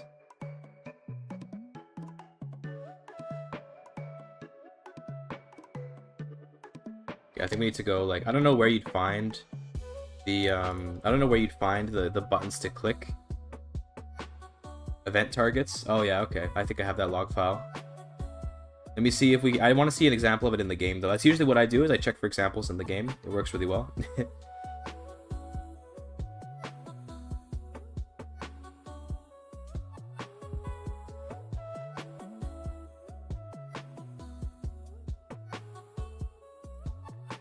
Upgrade dominance.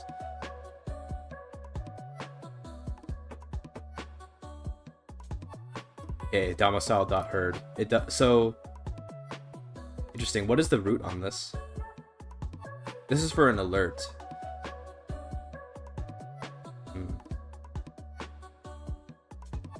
Can I just do domicile.herd? Be interesting. Then root is character. Yeah, it must be, because this is referencing the domicile of a character.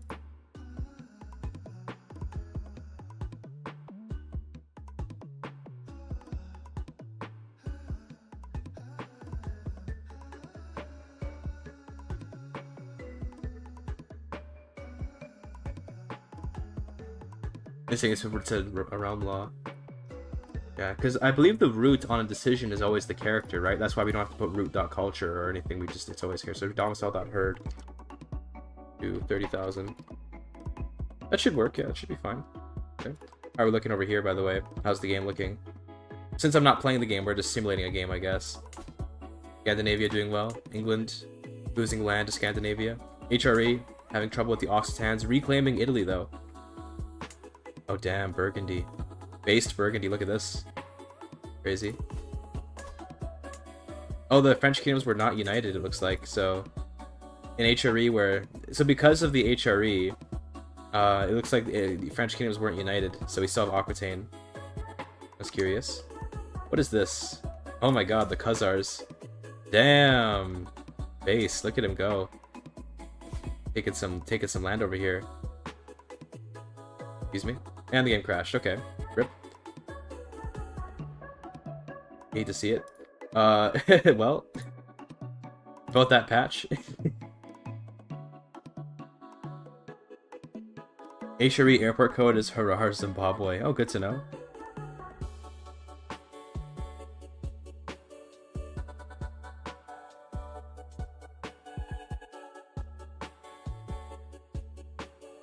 Oh, relaunch the game. I will say that crash was not a memory leak. Remember last time I was streaming and the game crashed a couple times like on its own and it didn't cause my entire computer to lock up? That to me is the problem I was having. In that crash, we actually got an error code, which is cool. Like that, so on the previous crashes, they were so bad that we weren't getting an error log. We were like trying to find an error log to look at like a crash log or anything. No crash log, no error log, no like anything. And it was like, okay, well, you know, what do we do about that then? How do we investigate this, right? But this crash caused a crash log. It seems like a little bit more of like your bog standard crash as opposed to your memory leak, like destruction of my computer. So I think it's still good that I at least did that kind of crash, but still an unfortunate crash. By the way, this is good. We probably don't need the custom tooltip then. I thought this would be a more difficult, I thought this would be a more complex thing, but let's just do no custom tooltip for that. That should be fine as is. Oh, we have too many brackets. Rid of this one.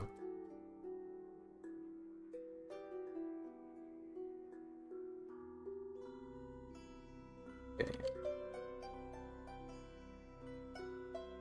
You gotta have martial and diplomacy. You gotta have high prestige.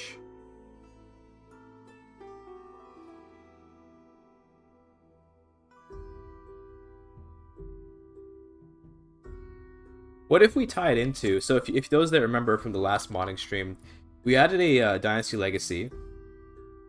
This, not this one. Where was it? A Dynasty Legacy... Where is it? Dynasty Perks. We added a... Not this, not the info. I just want this one. We added a legacy that unlocked the ability to raid even if you're settled. So what if we tie it into that a little bit? Make it so you have to have the raider trait. So has underscore trait. What is the name of that trait? I think it's just called raider, right? Find out. Let's go search in the traits file.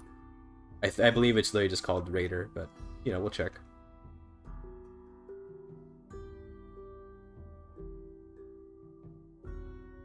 No, it's not called Raider. Viking? Yeah, it's called Viking. Okay. Yeah. So we can make it also so you need that trait. Also, just pick a trigger like is available healthy adult, so you can't take decision while you're at the feast or bedridden with leprosy. Sure, yeah, okay. No, Reaver is a different one. Reaver is the commander trait. I want the one that you get when you raid enough stuff, you get the Viking trait. Pirate, yeah, whatever it's called, I don't know, but it's called Viking in the game files. We can add the is available healthy adult, yeah, sure. I don't want to necessarily do healthy though. I want to just do available adults. Because if you're infirm, I want you to still be able to take the decision. Check that this exists real quick before I do it.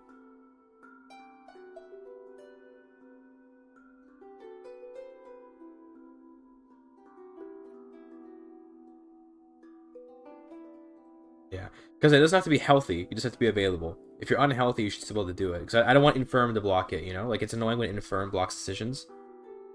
Available adult is good. Yeah, favorite berry? Like, for just eating by itself, I like blueberries quite a bit. Strawberries, hard to pick between them. If we count bananas as berries, which I believe they are, like, botanically considered berries, then I like berries. I like bananas.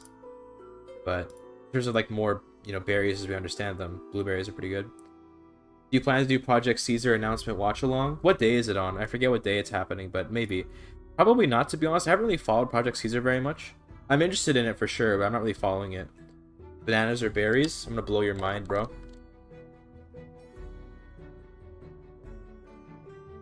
Yeah, look at that. How do you feel? How do you feel, brother?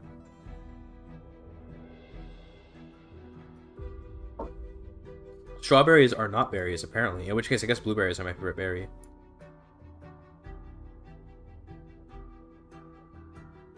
Oh, those ChatGPT stuff, by the way.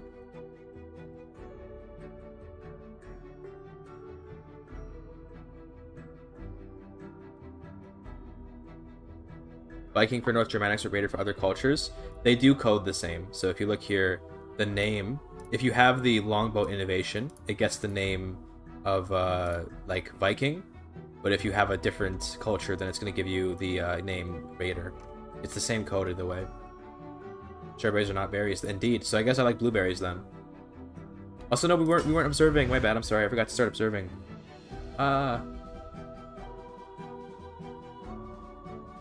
They carry the seeds on the outside. That ain't no berry. Oh, that's how you define it? Interesting. I didn't know that was how it was determined. It's about where the seeds are, huh? Okay. Alright, we'll go observer mode. Give it up, boys. Big Khazar Confederation here, damn. I'm not gonna lie, chat. I feel like confederations obviously it's extreme to say they ruin like nomads and stuff. They feel a little bit too common. I feel like we shouldn't be seeing as many confederations maybe, but you know, that's maybe just me. It feels like you tend to have the steppes kind of just become like they're a bunch of confederations as opposed to seeing like kind of the rise and fall of cognates and stuff. Like right now, these confederations are gonna kind of be here like forever because no one's gonna be able to challenge them. But you know, it is what it is. It is what it is. HRE, by the way. Yeah. There probably should be more limits on how often you can make a confederation, is what I would say. Confederation should be once a generation? Damn. I don't know. It feels whatever it should be, it's too much right now. Yeah.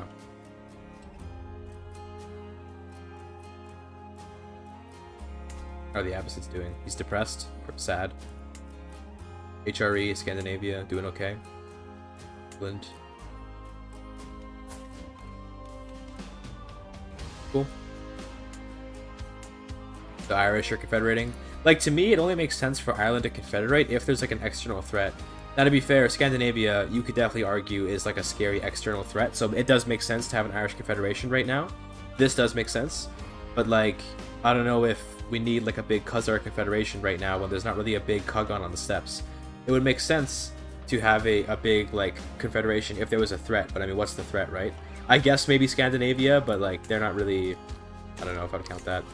This Sardinia is Christian right now. It's like they conquered Tunisia. Look at that, based.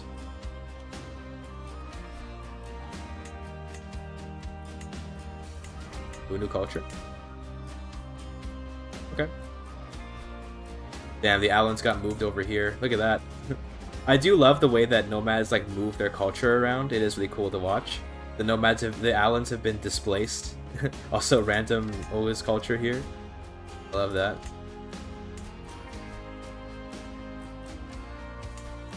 Chuvash moving in here. Nice. Is it divergence? Okay. GökTurk. It's kind of like GökTurk. Did the game just crash again? Hello? No! Stop crashing on me! Oh my god. Okay, well, I guess the game is not stable yet. But, oh well. At least it's not a memory leak. It might also be, though, because we're observing. Observer mode can be kind of weird, I guess. Let's say maybe also because I'm playing with my mod on. You know what we should do? Let's turn off the mod. Because I do have my mod on. That could be causing crashes, too. Why is Sardinia Orthodox? I believe historically Sardinia at this period of time was still under Byzantine influence, so that's why they're Orthodox.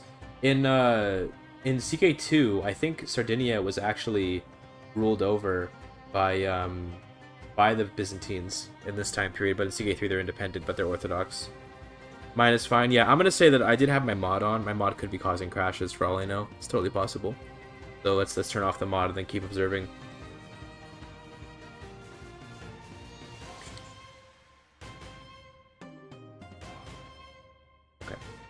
Cool. So this seems reasonable to me to form the Empire.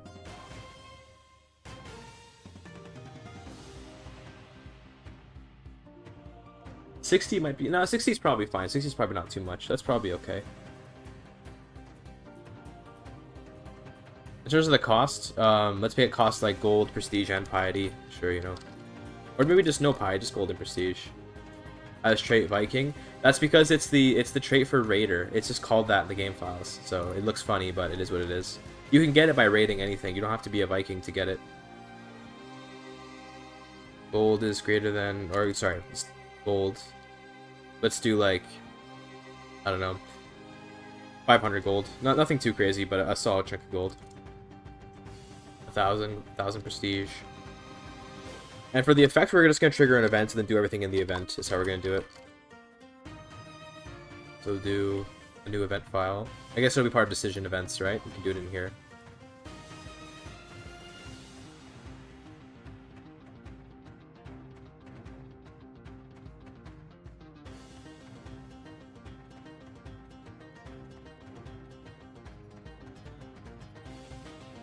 This is found GökTurk Empire decision. For the theme, I think we just do realm. Yeah, that's fine.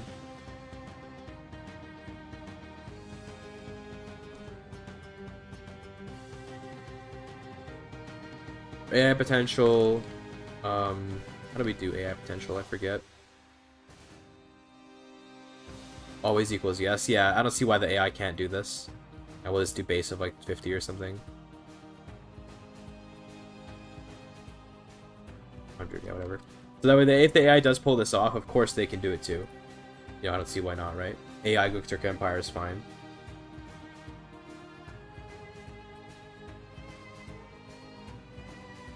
Okay. Oh, excuse me. Oh, my yawning.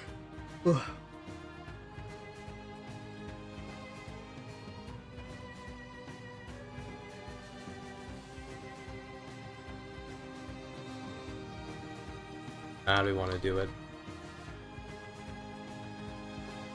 We could add a requirement for holding the title, by the way, like similar to the North Sea Empire. Maybe we should do that. Not 30 years, maybe like 10 years or something. Let's see. Like, can we do one for like? No, but what title would it be though? That's the problem. That doesn't work actually.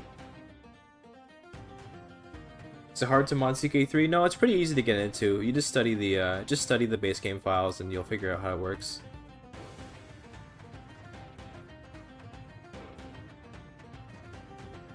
We probably should do a powerful vassal opinion kind of thing. That's probably a good idea.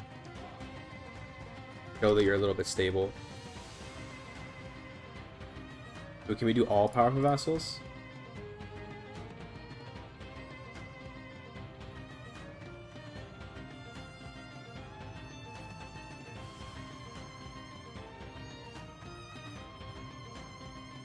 We can do any powerful vassal. We can just do count, like, we do like 3 of them. We have to have 3 loyal powerful vassals.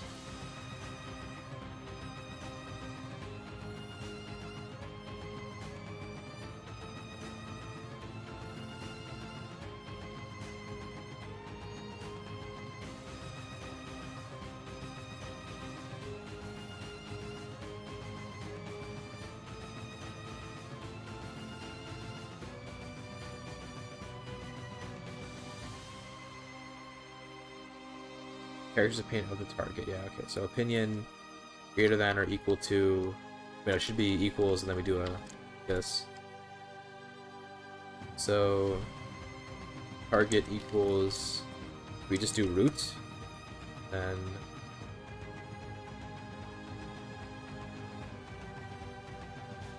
we do value. Okay, so value. Let's say you need at least like 50 opinion with 3 of your powerful vassals. It sounds reasonable to me.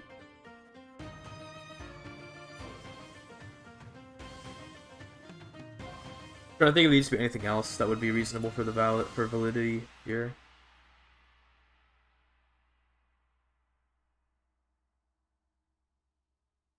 No, it seems reasonable though. You have to have your vassals like you a bit, your power vassals have to like you, martial and diplomacy score, fame, and the counties, and then be Turkic. Okay.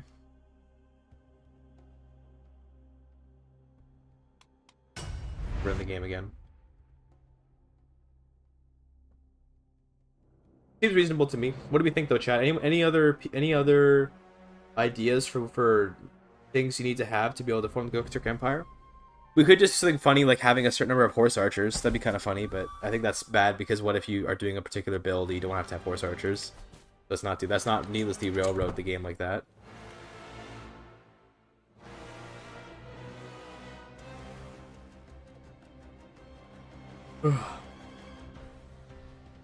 I'm yawning again. Dread? Oh yeah, okay, Dread could be an interesting one.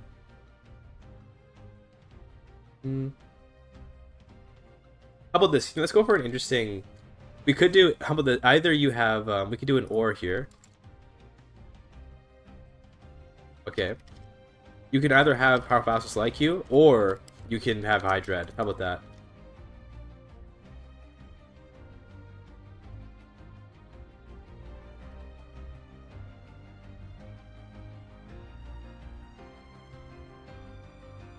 That's kind of fun, right?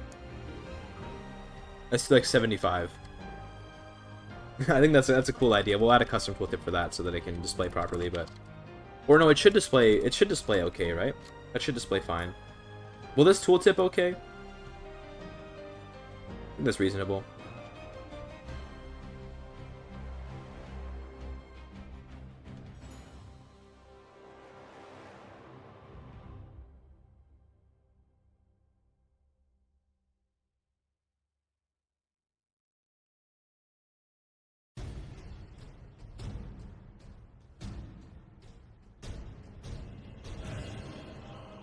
I don't want to play Skyrim again, chat. I know that Oblivion Remastered just came out, but first of all, I don't have a good enough computer to play it, and that's fine. I think, I kind of want to play Skyrim again these days. Maybe I'll do that for the variety game. For those that don't know, hold on, let me quickly show the new schedule for this week, by the way. New schedule. This is the last week's schedule. Look at the new one. And yes, I do organize. Look at how organized I am. Look at this. Although I didn't put the on the 27th there, but I'm trying to organize myself stream-wise. This is the schedule for this week, by the way. We're doing variety gaming on Friday. No stream on Thursday because I have D&D that day. So no stream on that day. But on Friday, doing some variety, and I'm 6 hours of some other game. If you want to suggest what game it should be, because I don't know yet, I'm just gonna pick probably on the day of. Do go into my Discord and ping me and tell me what you want to see. You can go into suggestions, or you can just ping me, whatever. I'm okay with being pinged, so feel free to do it if you want to. Let me know what you want to see. I don't know what we'll play. Probably not Skyrim. We'll probably play, like, I don't know, maybe we'll play Drop Duchy, because I'm really enjoying that game right now. But we're just going to assume that's not a Paradox game. Thursday's the EU5 stream thing? Fuck. Well, well, depending on what time it is, we could still do it. Maybe I could do a small stream. Or I could even do, like, a Discord watch party or set up, like, a proper stream. But just letting you guys know this is the current schedule for this week, by the way. But yeah. I like showing that off because it shows that I have a schedule, and, you know, schedule is good, right? But anyway, this looks good to me. I think we're good like this. This is a good set of things you need to have in order to do the decision. That's fine. Now for the event. So immediately, we should give the title. So we're going to have to create the GökTurk Empire title. So we can probably go into landed titles for that. We have to make a new folder, I think. We check the file structure, because I don't actually know what it looks like. That's what, 9 AM PST. That is unfortunately... Actually, no, that's right before I play D&D. So we could make it work. Yeah, maybe we can make it work. We'll see. Get me to my... Get me to Steam here. Oh, this is... Wait, oh, wrong drive. I have some games saved on different drives. DK3. Get me to where's landed titles. This has all the landed titles in the game, I believe, right? Yeah, these are all the titles in the game. So we're gonna make another one. You also make Vic 3 mods. I've made one Victoria 3 mod. I'm not nearly as familiar with Victoria 3's modding, so I'm not as good at it. But I made one mod and it added like a decision to form the Dane law as Denmark, and I made a video about it. But I'm not definitely not nearly as good at Victoria 3 modding. It's just different. It's same language, but I just don't know Victoria 3 as well. Let's do GK underscore GökTurk Empire. We're not gonna. It's only gonna have one title in it, so I'm gonna call it that. And then let's base it off of whatever how they're structured in here. So let's model it off of like let's model it off of like just a basic empire, like I don't know. Also rip my chat. You know. Let's model it after I don't know E underscore Mongol Empire. Yeah, we can just do it after that, to be honest. Oh yeah, see this is good. We can turn off nomadic naming, so it won't. So you won't be the Khazars. You can be GökTurk Empire. I think that's cool. We should do that. Yeah, we're gonna copy all of this in. We want it to work basically the same, but we'll just it's fine either way. It goes in here, and we want it to be called the E underscore GökTurk Empire.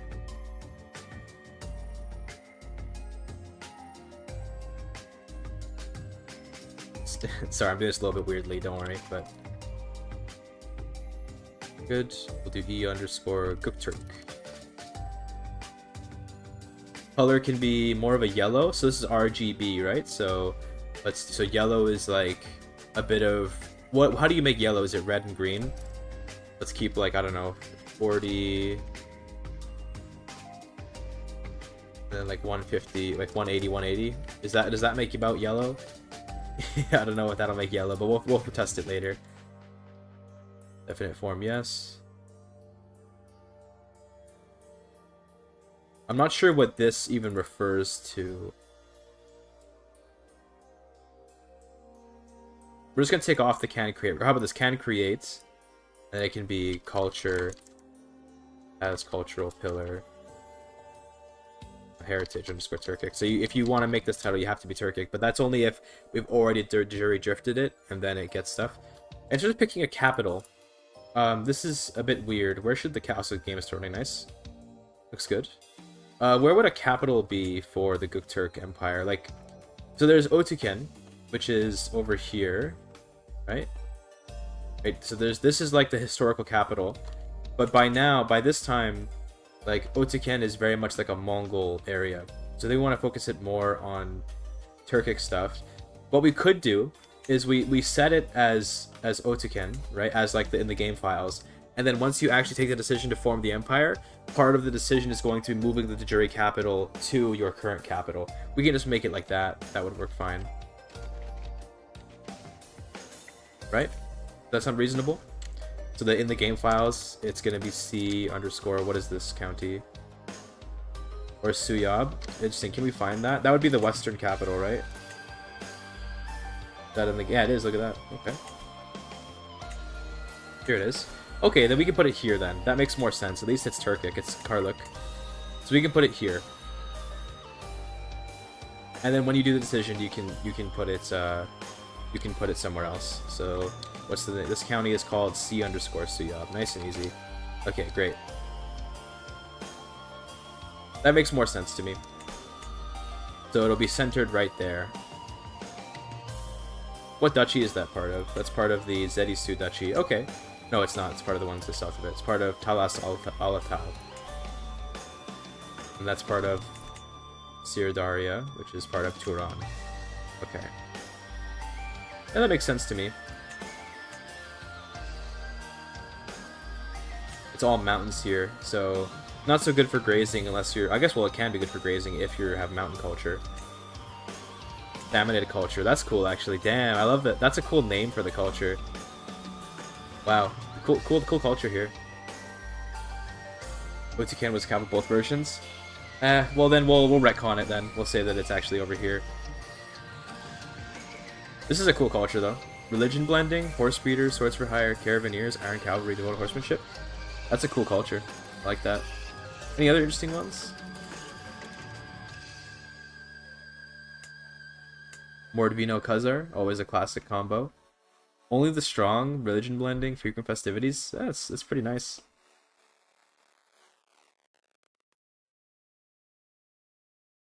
Regardless of what the cultures are meant to be, we're going to be moving the Djuri culture, the Djuri capital. Sorry, regardless of what the capital is supposed to be, we're going to be moving it to wherever the player wants it to go anyway when we do the decision. So this is more just for the game file purposes. I do like this GökTurk culture, which is hilariously similar to GökTurk. Wolves of the Deep Steppe, Ugro Permian. I love that.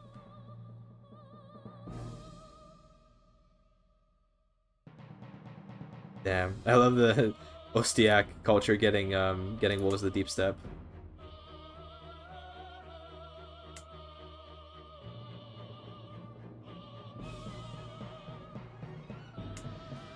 Sorry, I'm just looking at cultures now, chat. We'll continue modding in a second. I love looking at cultures. Oh my god, what is this? Bro, wait a minute. what am I looking at? Bro, what happened? Wait, did they fail the... So the Hungarians must have failed the invasion of Aro-Slovian, by the way.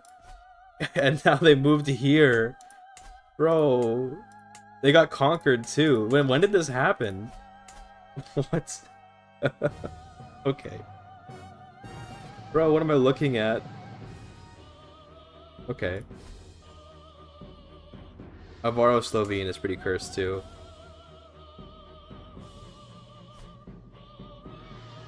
Oh, not the Franco-Franconians again. No. What is this? Oh my god, what is happening right now?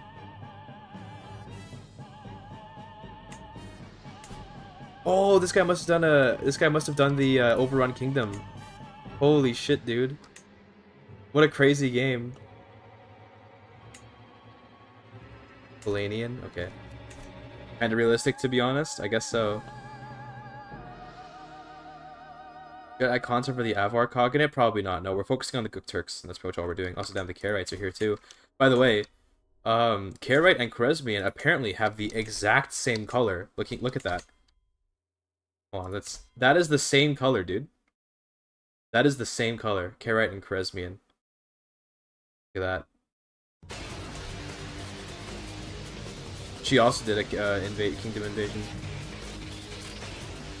Any plans for more Hoi 4 videos? Probably not. No, my liking for Hoi 4 is still there, but I'm just kind of on like a pause for Hoi 4 because I'm not into it right now.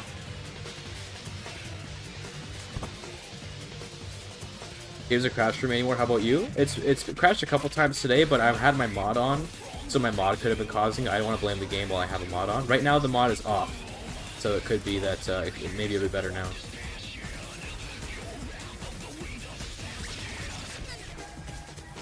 And Zhang Zheng over here. Bro, what are you doing?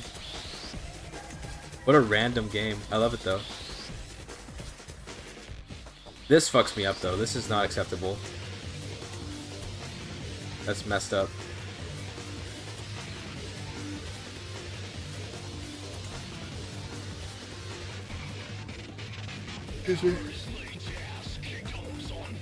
Franco-Franconian is a curse though.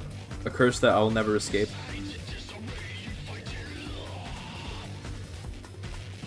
How about religions? We do have Vidaic in the middle of Germany there. That's something. Cathars, okay. Satru is just taking over in Vitalists here. Cute. Nice. Little Turkic incursion over here.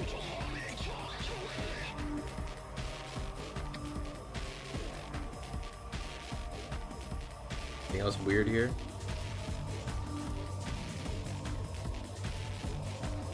Oh my god, the Sahara Jews? Look at this. Damn. The Merkaba Zagawa. Okay. Just works, I guess.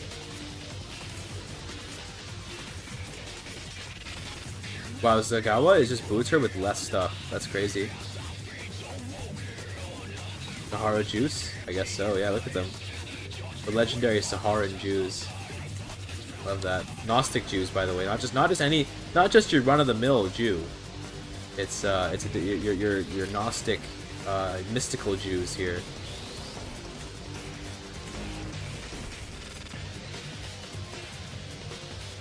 Anything else weird?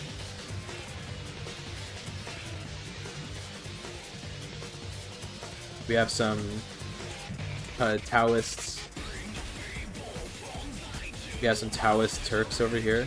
Okay. It's not that unheard of, to be honest, but a little bit weird. Okay, well, regardless. What's your culture? Saka. Oh wow, that's a random Saka dude over here. Is this culture? Yeah, it is still on the map. Okay. I hate to use the term Gnostic in CK3. Yeah, it's a bit of a catch-all for just any like they use Gnostic as a catch-all for like any sort of mystical religion that believes in kind of like a vague oneness. You know, it's sort of, it's hard to even describe what they mean by this, but the actual Gnostic faiths in the game are the dualist faiths, which are like these ones. These are like actual Gnostic religions, like Manichaeanism, Mandeanism, Sabianism. These are the actual like Gnostic faiths, but you know, nobody's dualist in the game though. Who cares? Except, I guess there's Manichaeans. Those are actual like in the map characters, but yeah. It's a dam up here. Look at that. Either way, back to the modding. No more getting distracted. We'll put the capital in Suyab. Always primary makes sense to me. It should just always be the primary title because it's that legendary of a title. I guess it will compete with other titles. So I'm gonna do like, let's add equals 2, just to make sure it's always primary plus 2. So it's always gonna be primary no matter what you've got. That sounds good to me. So that's the title. Now we have the title. That's fine. Let's make sure to save this as UTF-8 with BOM. You know, just save all of this like that. Actually, if I didn't already do it, yeah, I do all of that. Okay. And then decision events. So immediately, we're gonna save the root as a particular scope, so I can reference it more easily. So root is gonna be the character receiving the event. We're gonna just save. I guess we don't have to even. We can just do it like this actually. It should be below Mongolia? No, because it's my custom thing. It's got to be higher. It must be higher. When you form Mongolia, it'll probably take in the title anyway, but regardless, they can't form it unless they're Turkic, so whatever. Where was I? Save scope as... let's call this GökTurk Founder. This is going to be the, you know, the character. We don't need a bracket for this.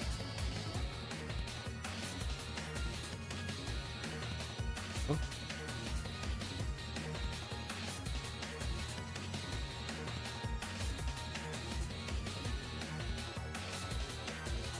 The GökTurk Founder is the scope, and then what would need to happen? So immediately we should do a change. So create title change. Creating title changes is always such a weird thing in this game, but can we just do for effect? Can we just? Is there one for just granting a title?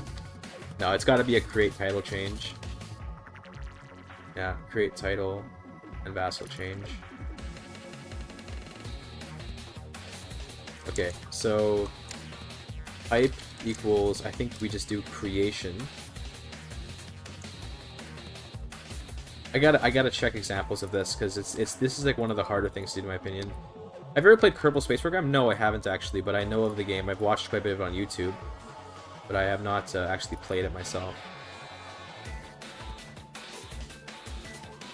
I want to look at some examples of this because I always I find it hard to like figure this kind of thing out sometimes, like the creating title and vassal changes.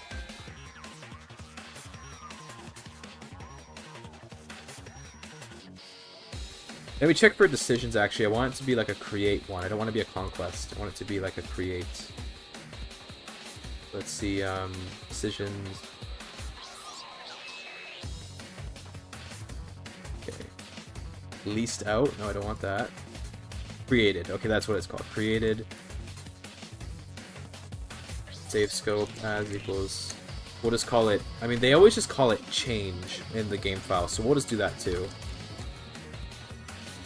And then you do the title. Okay, so then we do title e underscore GökTurk Empire, and then holder. So we're gonna change the holder to scope GökTurk Founder, and then change equals scope change. This is, it's just weird to me why it's called like this. And then you have to resolve the title change. This is one of the only things in the like, it's one of the only, what do you call it? It's one of the only like CK3 modding things that I find really like unintuitive. Is like the way title changes work. Resolve title and vassal change. Full scope change. That should be it, right? Yep, and there you go. That should give... So that effect should give the title of GökTurk Empire to the founder. So immediately you get that. That's cool. Check on the game, by the way. How are we looking? Pannonia, look at that. That's cute. He gets to be called Khan as an Avar Slovene. Dude, he picked Turkic heritage and Ogre language. Oh my goodness. Wow. That's cool.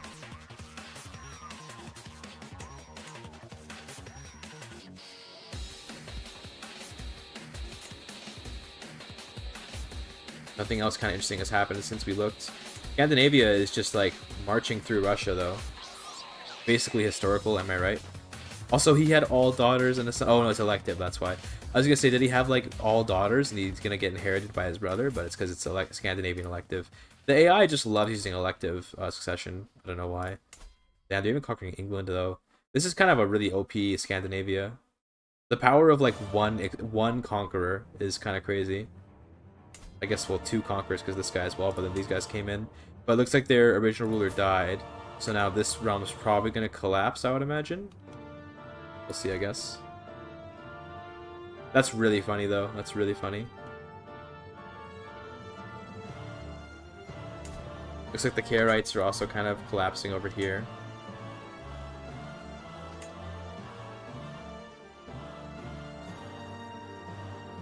Big confederation here, though. Damn.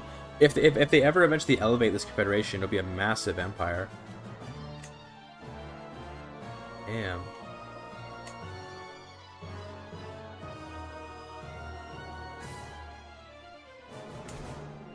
Okay. Back to work. So immediately you get the title. That's fine. And we can maybe we can spawn some armies and give, like, you know, that sounds good, right? Spawn an army. Let's do that. Let me just check. I think I already have a spawn army effect in my character interactions. We'll just take it from there.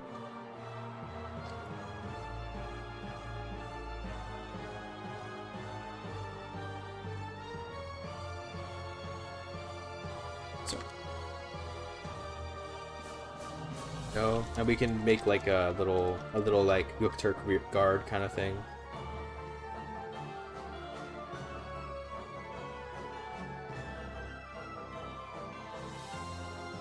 Okay. So location can be the GökTurk founder's capital.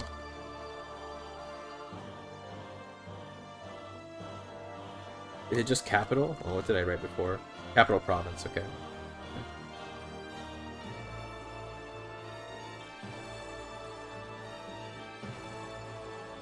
In terms of what it can have in it, I think we should do some keshigs. Keshig like this, right? How do you spell it? I think I have it. Should be in here. Or did I not? I think maybe I didn't actually do keshigs. No, I did. Okay. Big. 5 stacks of keshigs. Also I got a text. What's the text? Nothing important. Okay. Let's do some of our unique GökTurk men-at-arms, which is what we created earlier. We have GökTurk horse archers over here, I think. Yeah, horse archers underscore GökTurk. Let's do like 10 stacks of those. And then let's not do too much, right? We don't want to give like just a massive army and make the game too easy. We'll give it some levies too. We just type in levies for that? I think that's what you do, right? Check the spawn army effects. Yeah, you just write in levies. Okay, got it. Give it like, you know, 2,500 levies. That's 25,000. 2,500 levies, that's good. The name can be GökTurk Guard. Firelance Cavalry. We could make a new cavalry unit, but we'll see if we do that or not. I don't want to do it right now. Maybe we'll do something like that. GökTurk Guard. That sounds good.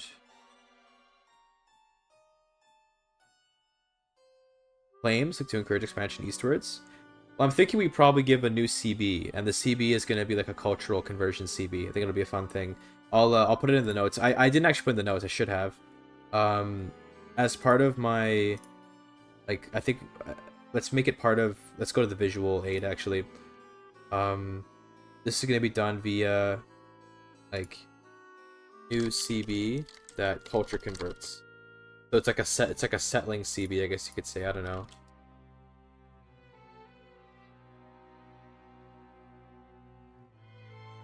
Because claims is boring. I want to be, like, unique, right? So what you do is you invade a place, and then you don't conquer it. You install a new ruler in that region who will be your culture, and you insert some of your own culture into that realm. I think that's going to be a cool way to make an interesting CB. And we can maybe put it on cooldown, or we can put it so that every time you win that kind of war, you get a bad modifier to show that you're, like, sending your people away. But yeah. Unrelated, so ignore me, but question for chat. Too late, I'm already reading it. Working on a net flavor mod for Vic 3. Anyone got ideas for shit to be included? Or just things you think about when I mention the Netherlands? You gotta do tulips, bro. Tulip trade. I don't know. I don't know, but I don't know what you can do for that.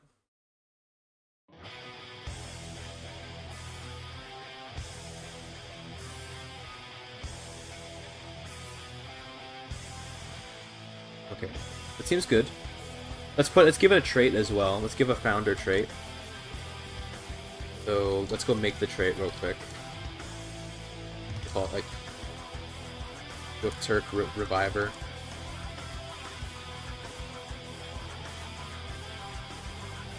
So let's see. What do we want to? What would we call this?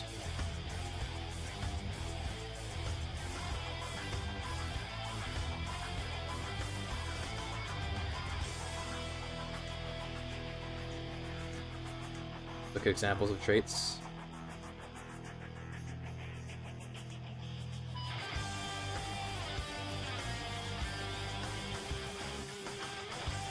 You should probably close some stuff. We kind of have too much stuff open right now. Things are getting hectic. Important to keep your workspace clean, people.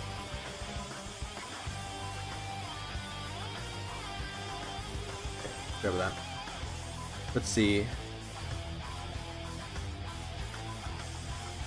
Let's look at something like the Seotians to get a comparable thing. Because we could also do like a Descendant, right? We could do something like that.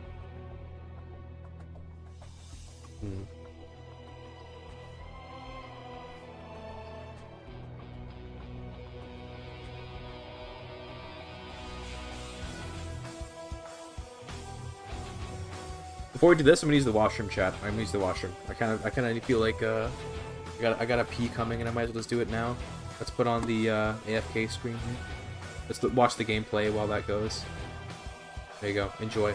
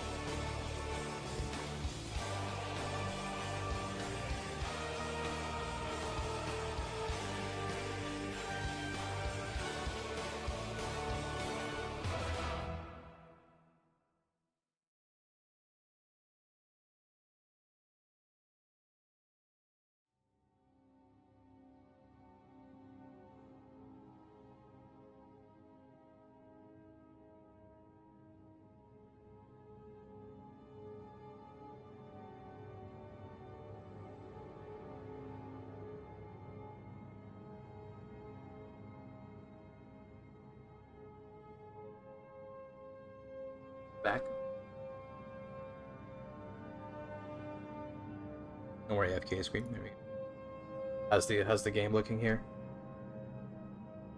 How are we doing? More confederations forming. Seljuks and Oh, the Abbasids are pushing the Seljuks out. Look at that. You don't see that very often. Was there a conqueror involved in this, or just the Seljuks collapsed, I guess? Damn. It happens. What's up, Taitar Darulets? Tried to read it, I'm sorry. Tough name. Look at these guys, though.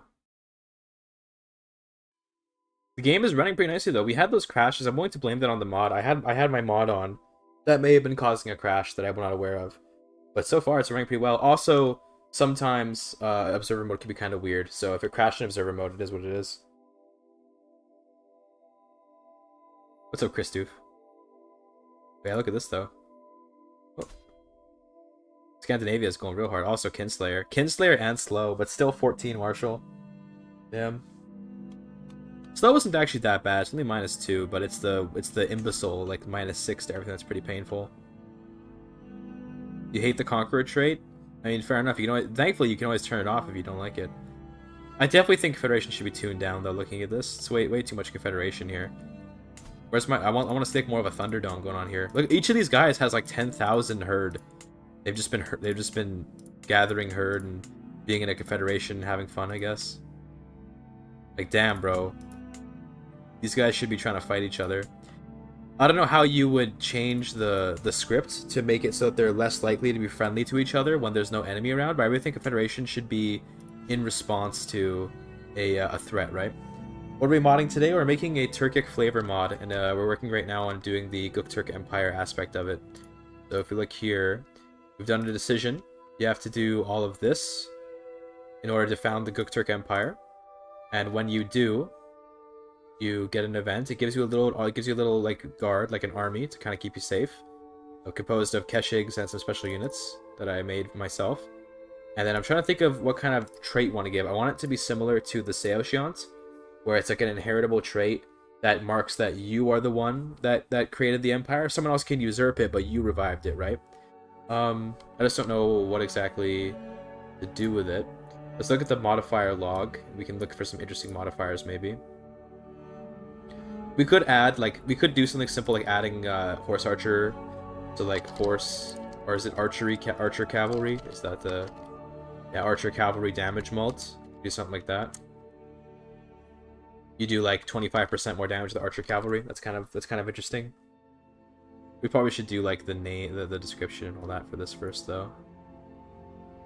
So category, opposites, yeah, okay.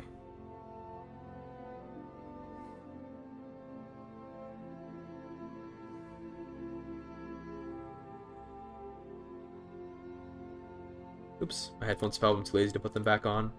It's okay. For the opposites, we can probably do like GökTurk Descent, because we're going to have a descendant trait.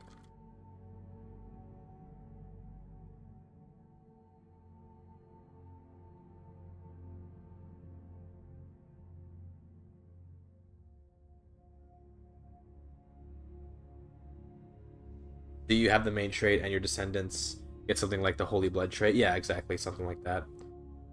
Opinion from Turkish characters, we definitely can do. The thing about doing opinion from Turkic characters, if you look at like culture, so like we can do opinion gain from a particular culture, but we can't do one for like all cultures of a certain heritage, let's say, right? We can't really do that, and that is a little bit like, that would be much harder to do.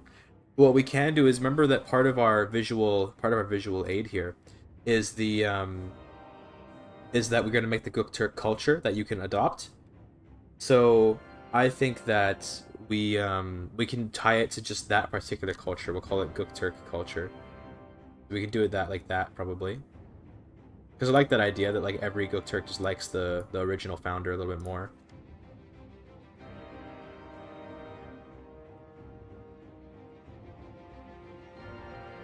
Like that. Maybe just like, doesn't have to be too extreme, like a 15, and descendants can get 5. Nothing too crazy, but a nice little bonus. We'll make the GökTurk culture in a little while. I should really be doing my modding in VS and not the regular editor, but I just keep on doing small fixes that aren't worth starting VS over. That's fair enough, yeah. If you're doing tiny little things, don't worry about it. 0.5 prestige per month, eh. We probably should do like a legitimacy gain modifier. Legit.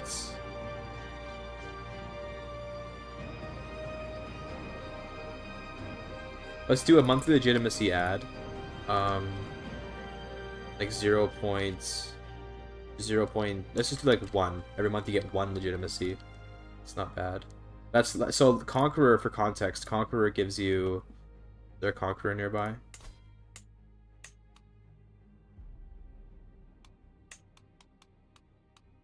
Yeah. Conqueror gives you 5 per month. That's a little bit much to me. Let's maybe do 2.5 per month. That sounds good, actually. 2.5 legitimacy per month.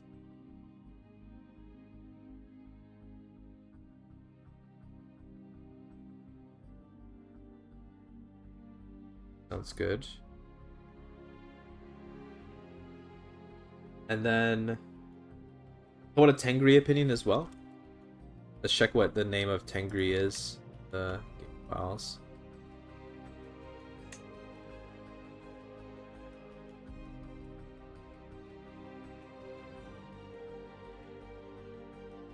Legitimacy something with the Turkish Culture Empire Master those without it. That's probably way more complicated to implement. I don't really want to do that. That would be much harder to do.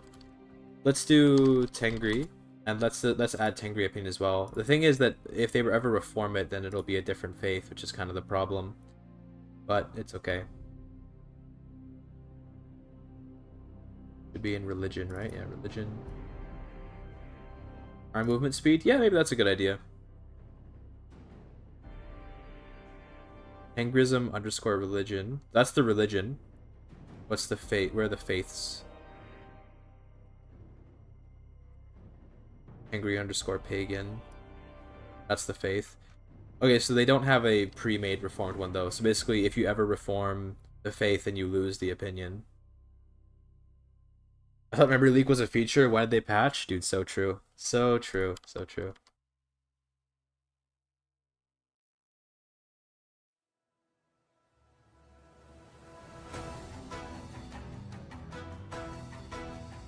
Oh, raid speed is good. Let's do that. Raid speed. Let's do like another like 33% raid speed.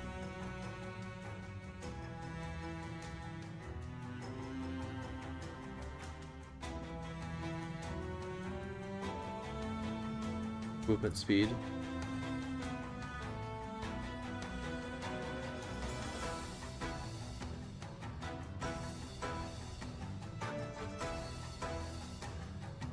0.2, that sounds good. Yeah, that's good. That's good.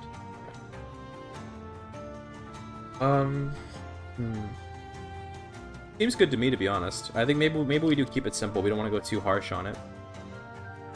Also, let's take a look at the world. Oh, Germany. The most serene Republic of Germany, and it's Uter Bedaic under whoever this is. Bro, what a world. Okay, bro. How did that happen? How did they become a republic?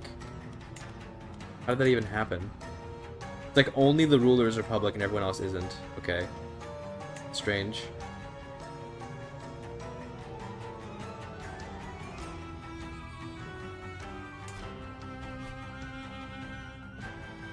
Oh, geez, my brain's starting to hurt from coding. Coding hurts my brain. Dude, people who do this professionally, if you're in the chat, how do you do this for like a 6-hour to 8-hour work week? Or work day, I mean. How do you do this for like 8 hours a day? What the fuck? This isn't even complicated coding and it's hurting my brain.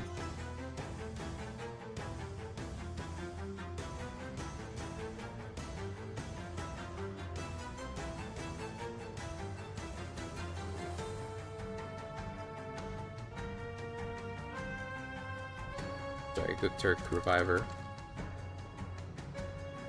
So we'll just take everything and we'll just lower the numbers. So if once you're the descendant, you get all the same things, but a little bit lower.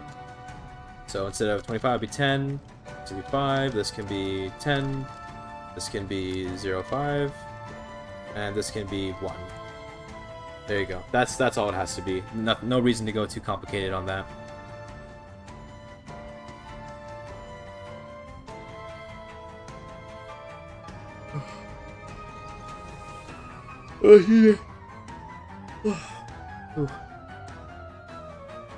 GökTurk Reviver.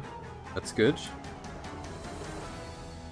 And then the options are gonna just be like flavor plus if you want to settle or not. So this is going to be nomad, settle or nah.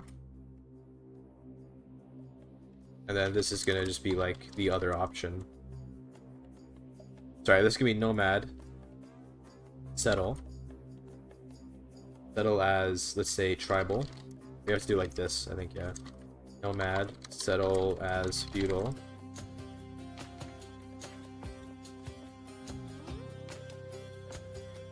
Okay, then this could be nomad, settle as clan. We'll do some triggers for these so that way they don't all pop up. This can be settled, adopt admin.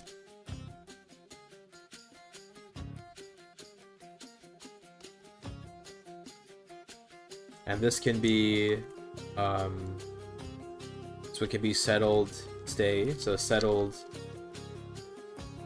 stay as is. And we can have a nomad one where you don't settle. Nomad, stay as is.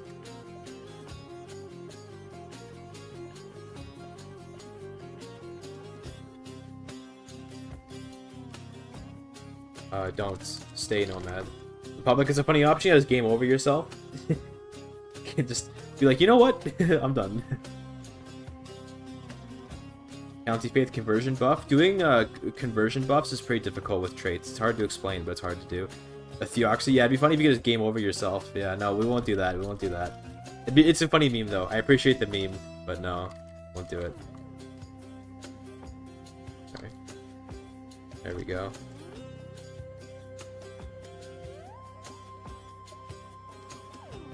Okay. E.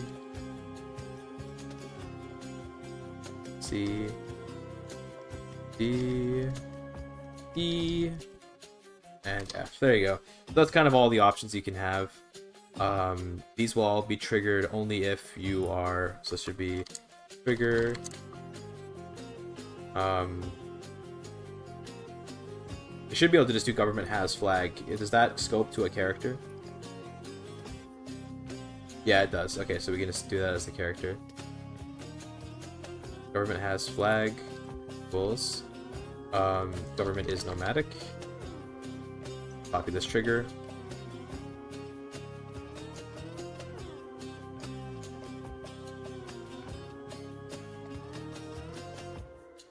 And otherwise, these ones pop up. So then we just have to do a not, and then just the same trigger. So sorry, do it like this. Trigger, and then you just do a not for this instead. Should work.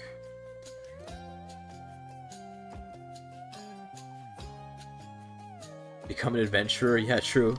Found the Empire, then just become an adventurer immediately after. Okay, that should be fine. And I guess this one should be not if you. It should be like if you don't. You have to not be admin as well.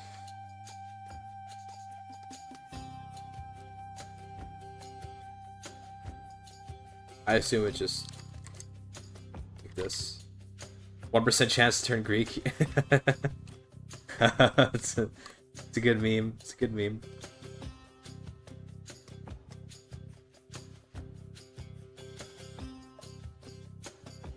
Let's just search in here.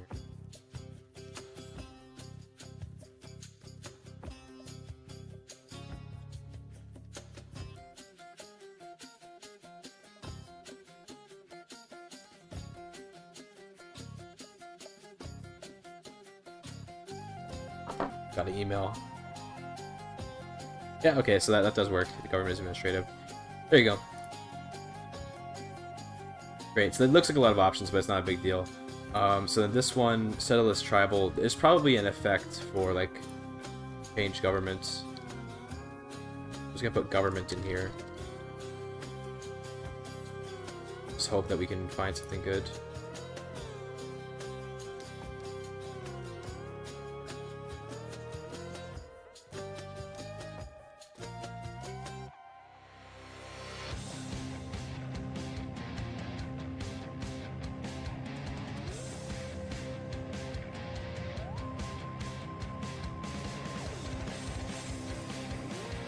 Change governments. Okay. Cool.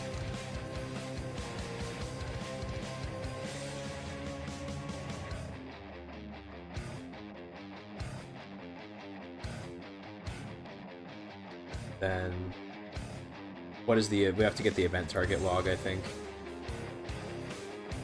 Go to my documents and find that. Oh no, my documents. It's fine.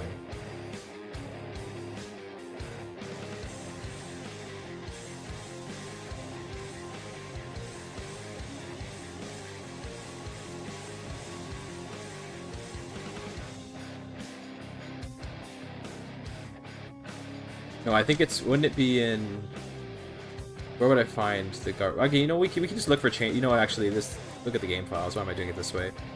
Just look in the game files, dude. It's easy as that.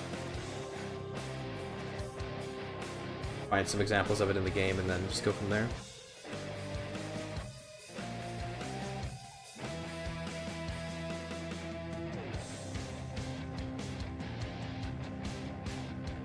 There should be plenty of examples that I can use. So you just write in, okay, no matter what government, okay, got it. It's a tribal, okay, it's very simple, it looks like. What about for, yeah, clan? We definitely want to use the change government admin effect, I think.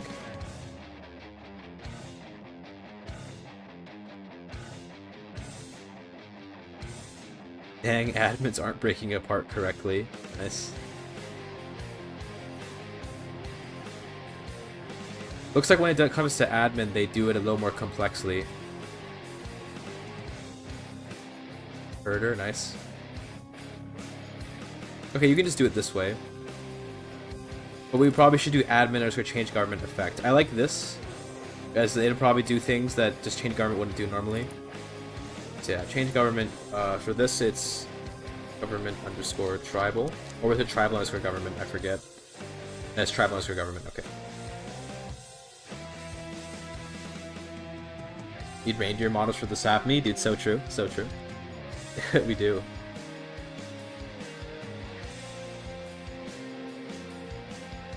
Okay. No matters for government. I think I spelled government wrong. Good job, me. Imagine typoing in your freaking code.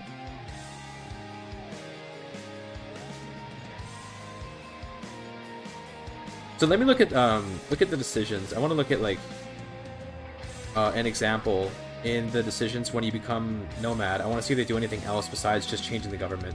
There might be more things we have to make sure that we do so it works properly.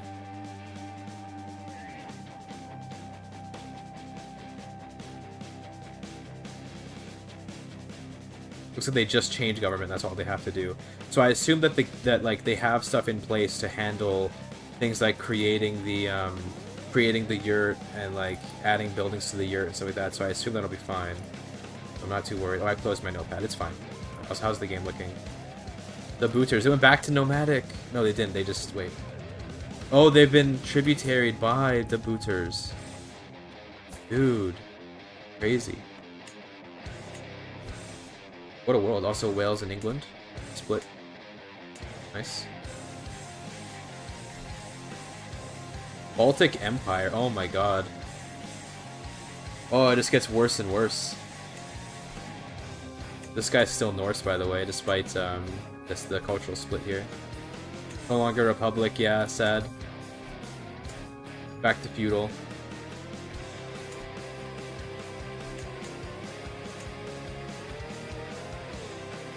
This Khazar Confederation's kind of getting bigger and bigger, though, eh? It's a bit scary.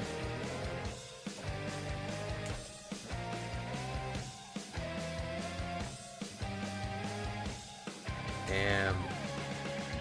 The ultimate horse culture. Based.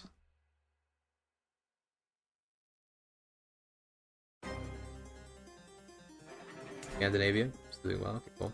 Alright, anyway, back to the thing. Sorry. Just got a little distracted. So it seems like, sorry, this shouldn't be nomad, it should be feudal. Feudal governments. Like, I assume the game will take care of all this stuff. I don't have to worry about, like, the intricacies of everything here. Clan governments. We might want to do this to every vassal as well, though, because we saw that it also had, like, hidden effects for all the vassals. We probably should do... Yeah, we should do this too, then. Yeah, okay. So, let's go like this. Every vassal or below. We should limit it to people that have the same government. Right? That would be... Yeah. So if they're also nomadic, then they should switch with you. That's how it should be.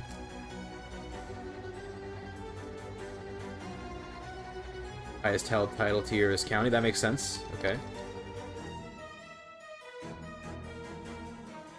Highest held title tier, greater than or equal to county. Right? Tier underscore county. Okay, and then they should also change government. This way, you're not converting your feudal people to tribal, but you're converting all of your nomadic vassals, if you have any. We'll copy this in, then.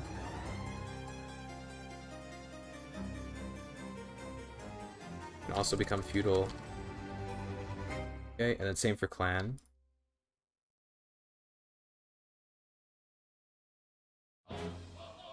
Good.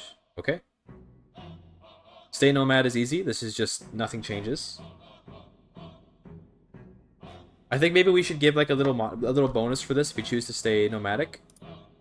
So let's do like a little bonus. Just like a character modifier, you know?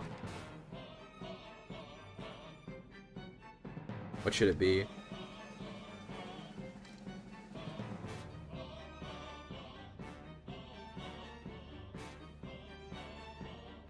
It'll be like a, it's like a 5-year thing. Just add dread. Okay, sure, we can just add some dread. Yeah, I think that makes more sense. Just, you can just get some dread. 1 bazillion horse archers, dude. So true, so true. Effects. I think it's just add dread, right? Yeah, okay. You can get like 25 dread. Nothing crazy, just like, yeah, okay, here's a little bonus for you for staying nomadic. Now the settled adapting admins. This is gonna be the same idea, but it's just gonna be we're just gonna have to do it a couple different ways. For in case you're like, for, you know, if you're admin slash clan or whatever.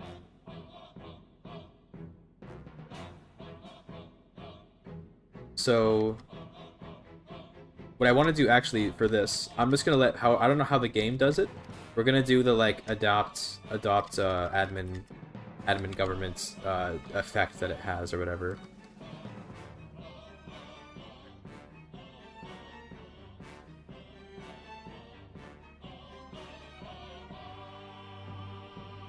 Okay, so I think there was a...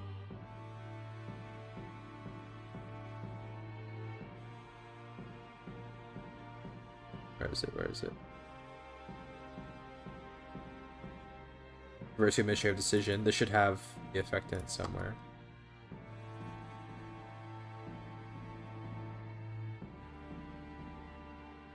From feudalism effect.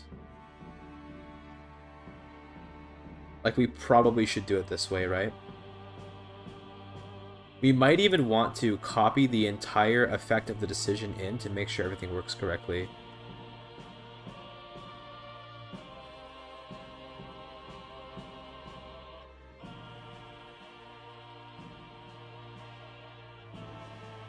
Sure, let's take literally all of this in except for the scope part. No, the achievement part. Well, the achievement part is... Sure. I mean, the achievement part is kind of weird, but why not?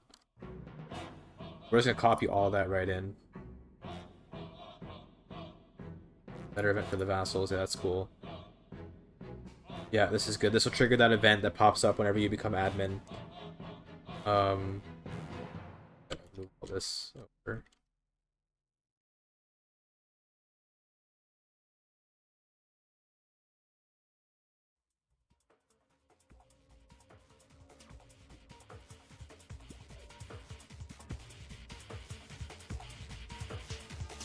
We probably can get rid of this if part about making the Sultan of Rum or whatever. But no, I mean, just in case, I mean, you know, just in case someone happens to have the Sultan of Rum while doing this, I mean, why not, right?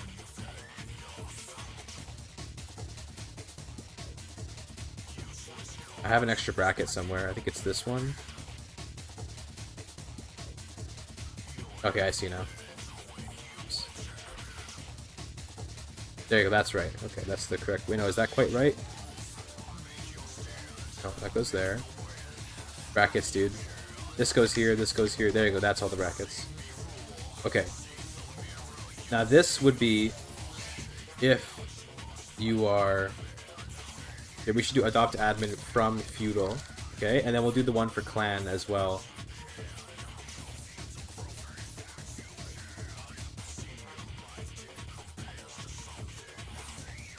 What is this bracket going to? This bracket goes to? That goes up to there. Okay, so that's not enough. That's too many brackets. That should be the correct number of brackets? No, that's still too many. Yeah.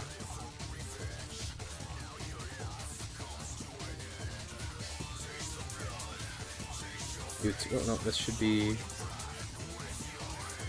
That's right, that's right.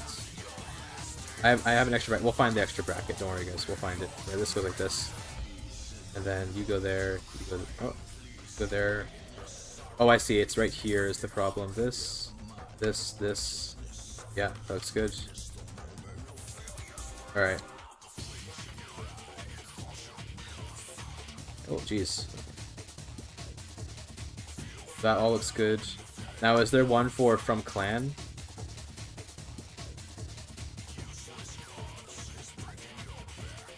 Maybe not. Nope.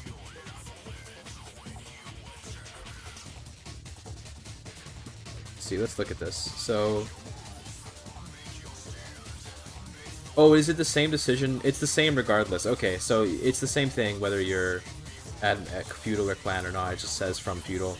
So we don't have to do another one. That's good. That keeps it simple. So yeah, you don't have to... There's no difference between doing it as clan or feudal. Excellent. Okay. Good.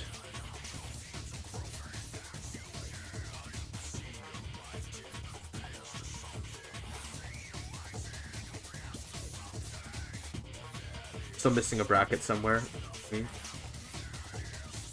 this option is not sealed off properly. Our bracket here. How are we looking on the map, by the way? HRE took Germany back. That's crazy. Duchy of Holland did it. Wow, okay. Cool. Denmark is free. Free Denmark. Mercy in Denmark. Damn. Alright, alright. Cool. Alba took over Iceland. Very cool. Looks like the Scandinavian Empire is kind of collapsing now, though the Baltic Empire has risen.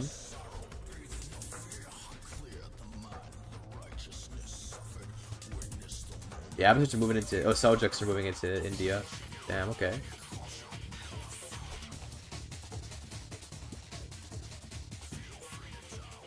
Malik Federation here.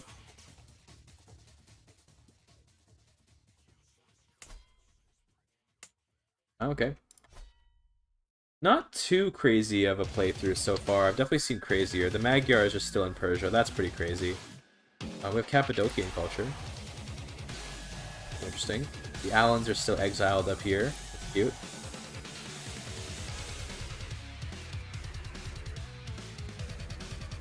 Alright. Sistan culture. Not bad. We have Hindustani culture over here. That's Afghan and Punjabi. Scythian language, Indo-Aryan heritage. Alright. Based. The Karaites, it looks like, are almost completely gone from here. We're getting there. The Naimans are here.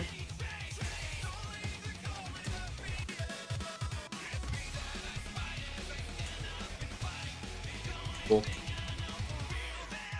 Resuming. Stream's almost over, by the way. We're actually almost out of time for stream. Which is okay.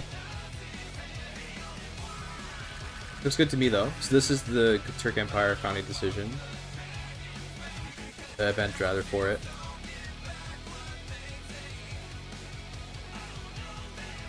Okay, oh, I'm looking at a different thing. This is another thing. This is what I'm looking at. I was like, what the hell am I looking at right now? Yeah, there you go. So you get the title. Yeah, you get the GökTurk Empire. You get a little army. You get the GökTurk Reviver trait. We do need to go in and set up the on action for when you die. This is the raid on action. We can probably just, well, we can make another. We should make another file. Let's keep it simple. Let's keep it organized. PK underscore death on action. Just in case we have other death effects we want to have later. And then we can look at the Seoshiant example in the game to get an idea of how this is done, which I believe it's not too difficult. I think it's relatively easy to set this up. Or it should be on birth, not on death. Sorry, it should be on birth. Well, I'll change that in a minute, but yeah.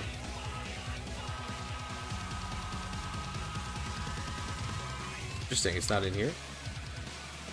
Or I guess it must be. I guess, is it a hidden event? Is that how it's done? I guess that's how it's done, through a hidden event. Alright.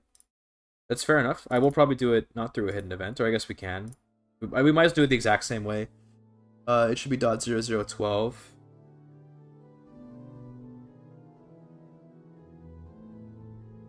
There we go.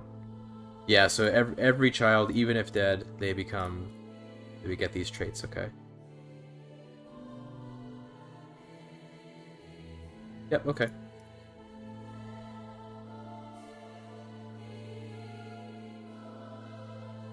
Alright, we'll do it via a birth effect, so let's rename this to birth instead of death.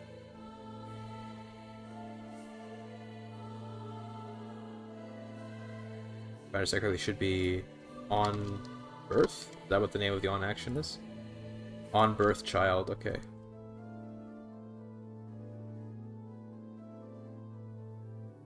Scope child is a newborn character. Mother is the pregnant mother. Father is the family father, not biological. Real father is biological father. Okay. Got it. So. Actions. Do we need the brackets? We do, right? Yeah. This will be BK underscore inherit traits. I guess we can add them for the sake of consistency on action. This is what you do. No? So the trigger is going to be, so the what is the, I guess it should be scope father. Doesn't have to be the real father, it just has to be the father. The scope father has traits. It should be or, because we also want it to continue. So or has traits GökTurk founder, or has traits GökTurk descendants.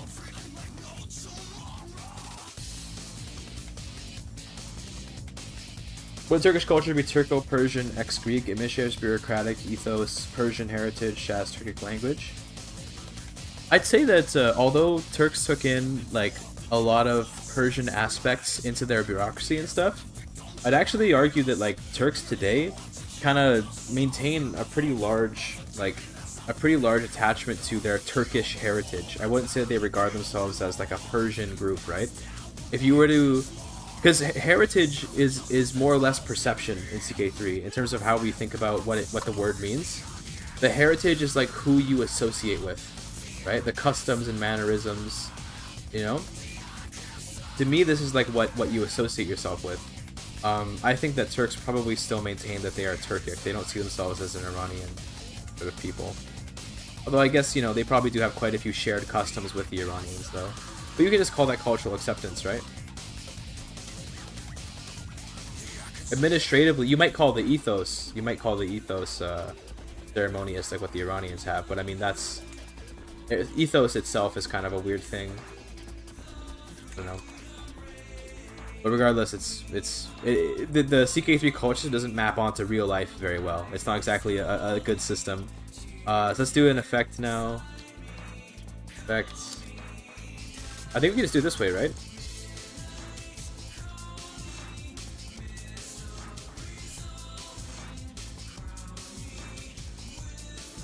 Turk descendant. Can't we just do this? Like, they did it through a weird hidden event, but can't we just do it this way? Oh, this is the nomadic stuff. Cool. This is a modern invention, though. The Ottoman court was a type Persian or Greek. Whether it's a modern invention or not, I'm talking about, like, you know, how people are today. Like, the culture definitely has changed. Like, it's true, for example, that in the Ottoman Empire, a lot of sultans didn't even speak Turkish, which would imply that, like, that culturally they were not very Turkish. But I think that the court culture and the culture of, like, the peasants is different. I think Anatolian Turkish peasants were not very Greek or Persian. They were quite Turkish. But the Ottoman court was very Persian and very Greek. That's completely true. But that's different than what the people were like, right? The people aren't the court. They aren't the rulers. They're the people that are farming. Like Anatolian pastoralists, I don't think were speaking very much Greek or Persian. They're probably speaking Turkish. Inheritance was with matrilineal marriages. Doesn't matter if it's matrilineal or not. You get the descendant trait just for whether, you know, it doesn't matter. We can check how they do that maybe with Saeed to see how that works. I don't know if we can check that. What's the trait name for Saeed? I don't know.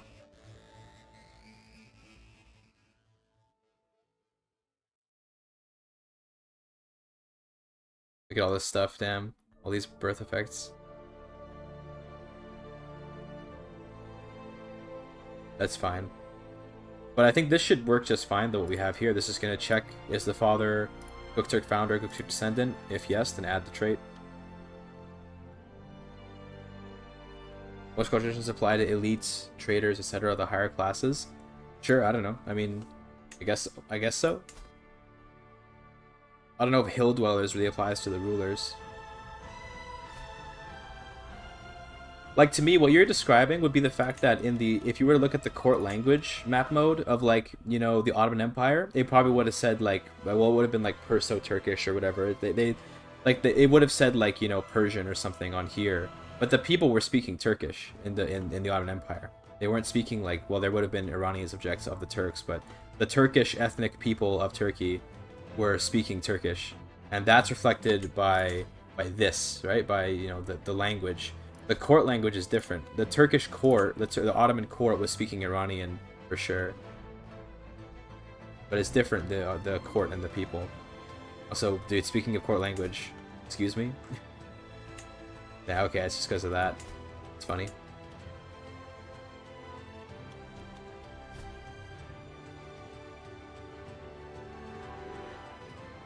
Oh, if you have his mother as an option. Oh, yeah, true.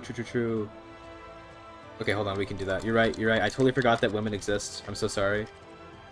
I totally forgot that women are a thing. You're right. Women should count too. Wants to be... That is the right scope, right? Just scope mother. Scroll up here. Yeah, scope mother.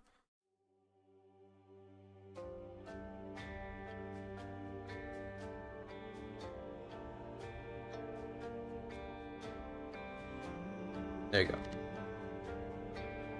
Totally forgot that women exist. Thank you for reminding me. Sometimes it's easy to forget.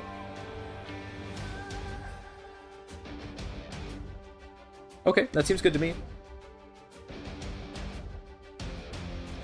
It is now 1 o'clock, which means my stream is supposed to end, but I came to stream 15 minutes late, so we'll go 15 minutes extra, because I started stream a little bit late, so we'll make it fair.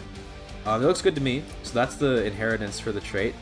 So we now have the ability to found the empire. We have the ability... Let's go and look at our notepad and add this complete stuff. So this is complete. Now we can start working on the uniting the Turkic languages. Okay. Let's add GökTurk decisions. This is to make the empire. So let's do, like, uniting the languages.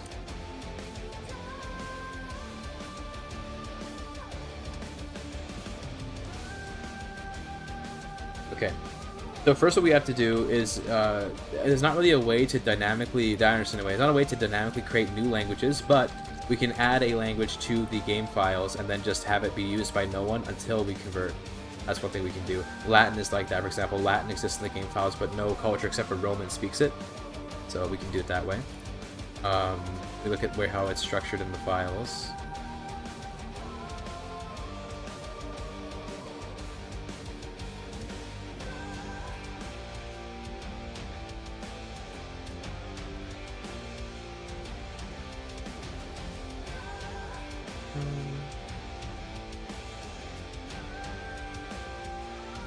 What makes you think that nomadic heritage has to do with Turkic heritage, right? Like, Turkic heritage, regardless of nomadism, is still Turkic heritage. Like, you can be a settled Turk and still see yourself as being Turkic. You don't have to necessarily think of yourself as nomadic. Like literally the Seljuks are a settled Turkic heritage people, right? In this case, but they are definitely Iranified. I could see that for sure. But that's reflective more of like the way that they run their court and stuff. The soldiers, like if you had like a Seljuk army, if it had like, you know, peasant soldiers in it or something, those peasants would definitely be Turkish speaking, and they would be like pastoral probably, speaking all Turkic languages. Yeah, there's only 2 of them, but yeah, fair enough. There should be more requirements than that, is what I'm thinking of. But yeah, unite Turkic languages. Get all this stuff. Again, I'm going to copy all this and then just delete the stuff inside of it. Keep it simple. Keep these, that's fine.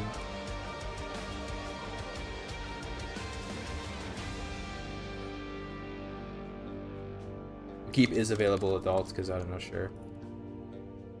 And then is shown, get rid of that. Okay. Let's change this stuff.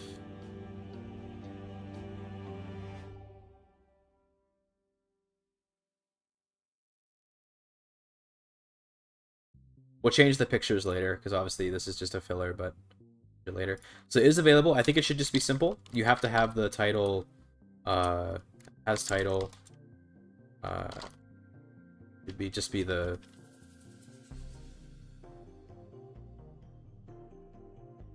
That's all it has to be. If you have the title, then it shows. And I guess you have to have Turkic heritage too.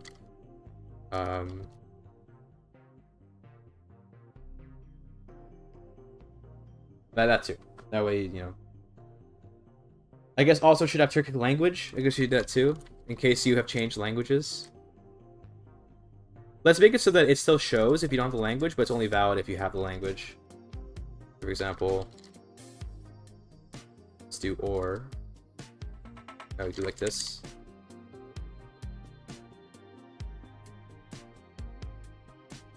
We check what the name of Shaz Turkic is. I don't actually know.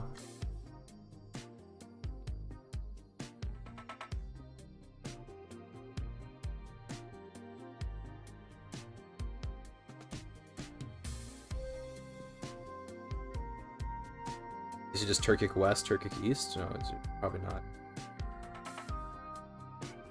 There's language underscore Turkic.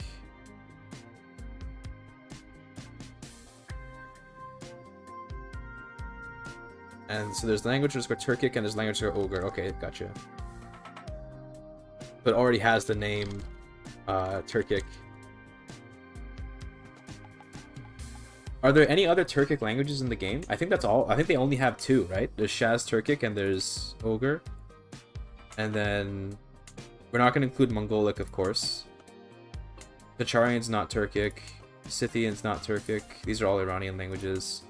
Yeah, I think there's only 2 Turkic languages in the game.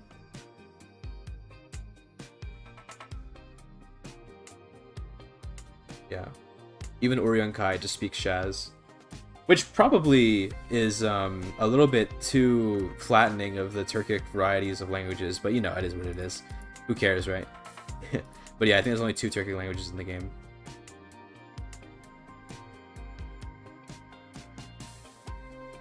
Okay. Also, the Magyars slowly being Arabized. Mashriki is spreading. You hate to see it, chat. Oh, Boots are over here. Who's this guy? This is just some super GIGACHD that just appeared. What the hell? This guy has no parents, no grandparents, nobody knows who he is, no children either. Came on the scene, conquered Egypt, and then died with no children and left. I respect that. He does have wives, but it's like some of them are too old, but some of them are young enough. Who is this dude, man? He just came out of nowhere. Add more? Well, we're gonna add a 3rd one. Also, oh my god, Andalusia. They've been subjugated. Damn. Oh, it's only a tributary. Okay, it's not so bad. It's only a tributary. Okay, also Irish Confederation here. Very cool.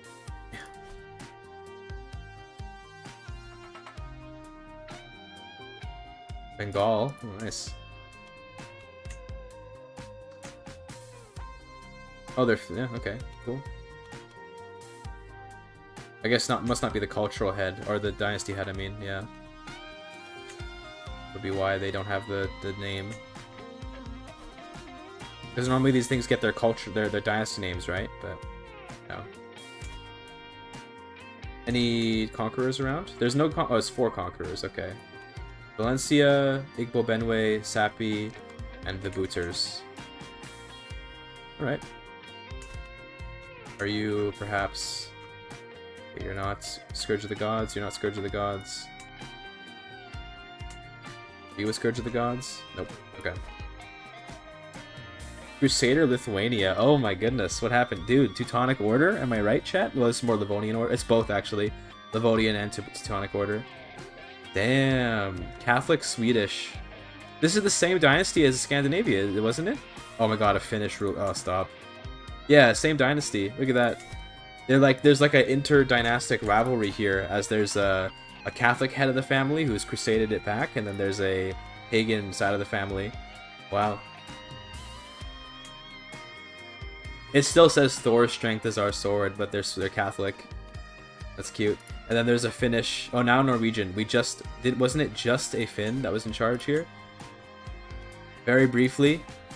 Finnish ruler for like... Oh no, 11 years. Not briefly. 11 years of Finnish rule. It's cute. Now they're back to these guys. Norwegian king of Sweden. Based. A Mercian king of Denmark. It's all one family here. They're all just making their own houses, but it's all one family ruling this. Oh, what's Sapmi? This is native. Okay. Yarmo Vepsian. Oh, cute.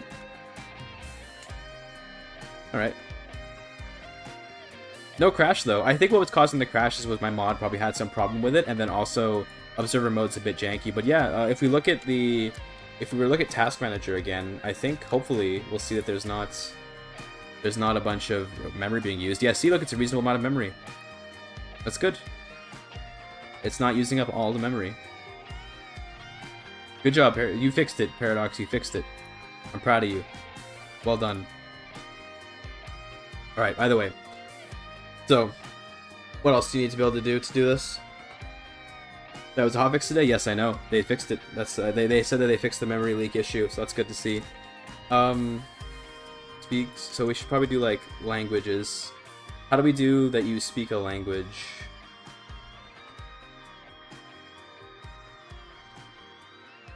Triggers, let's put in language. Not has court language, but knows language. Okay, so we can just directly type in what language you want him to know.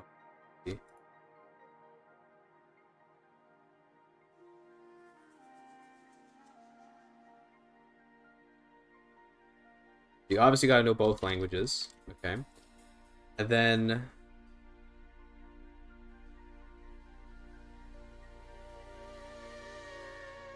How about, like...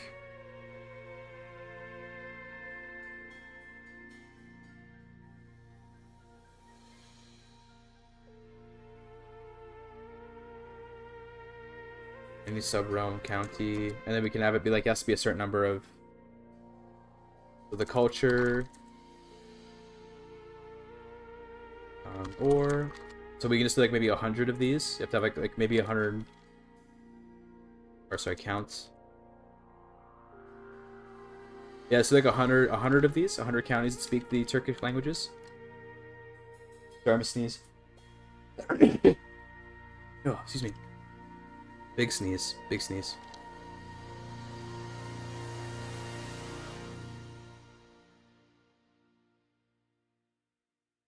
Bless you. Thank you. Thank you for the blessing. That should work, right? So that we do that, and then obviously we'll need like a learning. We'll do like just a basic, like you have to have a certain amount of learning, right? So learning greater than or equal to let's say like 20. I think it should be pretty high. Oh, you know what we could do actually to give it some nice flavor? Okay. Oh, the game froze. Damn. This issue happened. Yeah, where the game... Oh, this... You know what this is causing this? Whenever I do Task Manager, this happens. I don't know why. This probably is a me problem, but I don't know what the problem is particularly. But whenever I do Task Manager, it causes the game to like freeze like this. This is not a crash. This is a weird like display issue where like the game is still running. You can hear the game is still running. I can click on things. It's just kind of like weird. Yeah.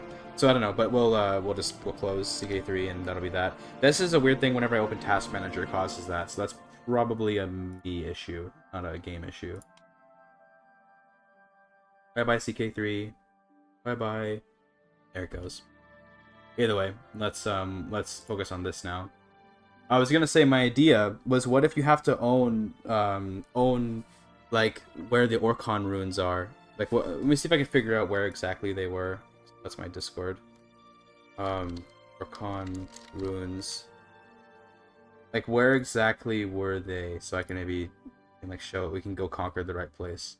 The Orkhon Valley. Where is this on the map? Like right in the middle of Mongolia.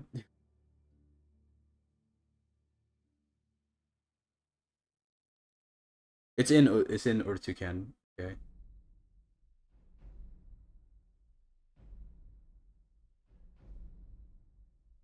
Okay. Because we can wait till you have to conquer the actual inscriptions, and that lets you do this. We can even make it like a little quest line almost. It's like you have to have like a certain, you have to like you have to like find the runes, the inscriptions or whatever. We could do something like that. That could be interesting. Hmm. That's an idea. That's an idea.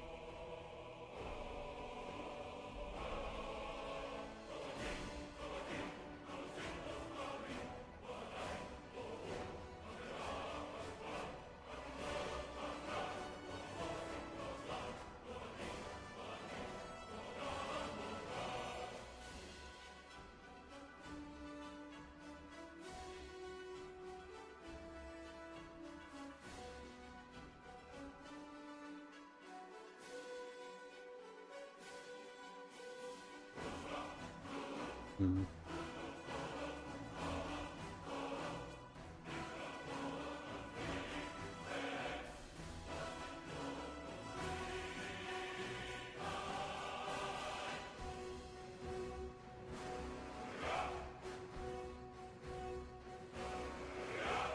Interesting. This is kind of making me think that we should definitely orient more on Utuken.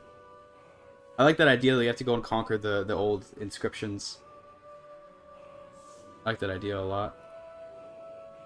This could move your capital. Yeah, you could do that. So how about something like, I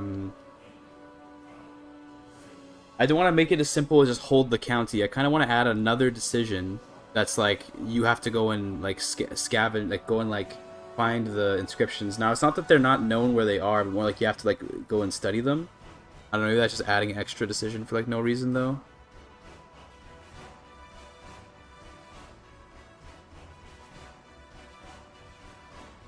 Let's just add for now as title C underscore, what was the name of that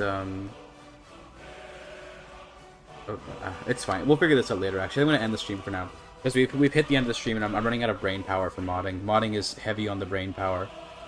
So I think we're going to end as a pilgrimage. I don't know. I think I'm gonna end the stream for now because I wanna. My brain is kind of starting to hurt now. But we made some good progress today, though. We got the outline for what we're gonna do. We completed one of the tasks. We still need to go back eventually and deal with the selling men-at-arms mechanic. But you know, we're making pretty steady progress, and we'll figure out this stuff later. For now, though, we're gonna end the stream. Let's find someone to raid if we can. If there's anyone that we can raid. Bruce is streaming. We can raid him maybe. We raided him recently. Is there anyone else we can raid? Not really. All right, we'll do it for Bruce. And I don't want to raid him. The furry. That's not why, but I don't know him. I want people that I know, right? What are you doing? Constant everyone nomad in your empire, but long distance away. He's doing his thing. Yeah, that would be something. We'll raid him. This guy's still a conqueror. We could kingdom invade him. All right, chat. Anyone that's in YouTube chat, if you want to join the raid, go in the description and go into the Twitch chat, and you can come join the raid for Do It for Bruce. If you're in the Twitch chat, just stay where you are, and you'll join automatically. Hope you guys enjoyed watching me do some modding. I know it's not the same as playing the game, but I hope it's fun to watch anyway. I'm glad the crashes have been fixed. I know that we had a couple crashes today, but I suspect that was not the game's fault. I suspect it was my fault. But yeah, I hope you guys had a good time. We will resume more modding probably next week. I want to do like one modding stream a week. I'm gonna keep working on the mod in my own time, but I'm gonna stream it like once a week probably. Let's get rid of my display capture now. Either way, hope you guys had a good time watching. I'll see you all I think, look at my schedule here. See you all tomorrow, a little bit earlier in the morning, where we'll play some actual CK3, and we won't just do modding. We'll actually play the game a little bit. Not sure what we'll do yet, but we'll figure that out. But anyway. Peace out, homies.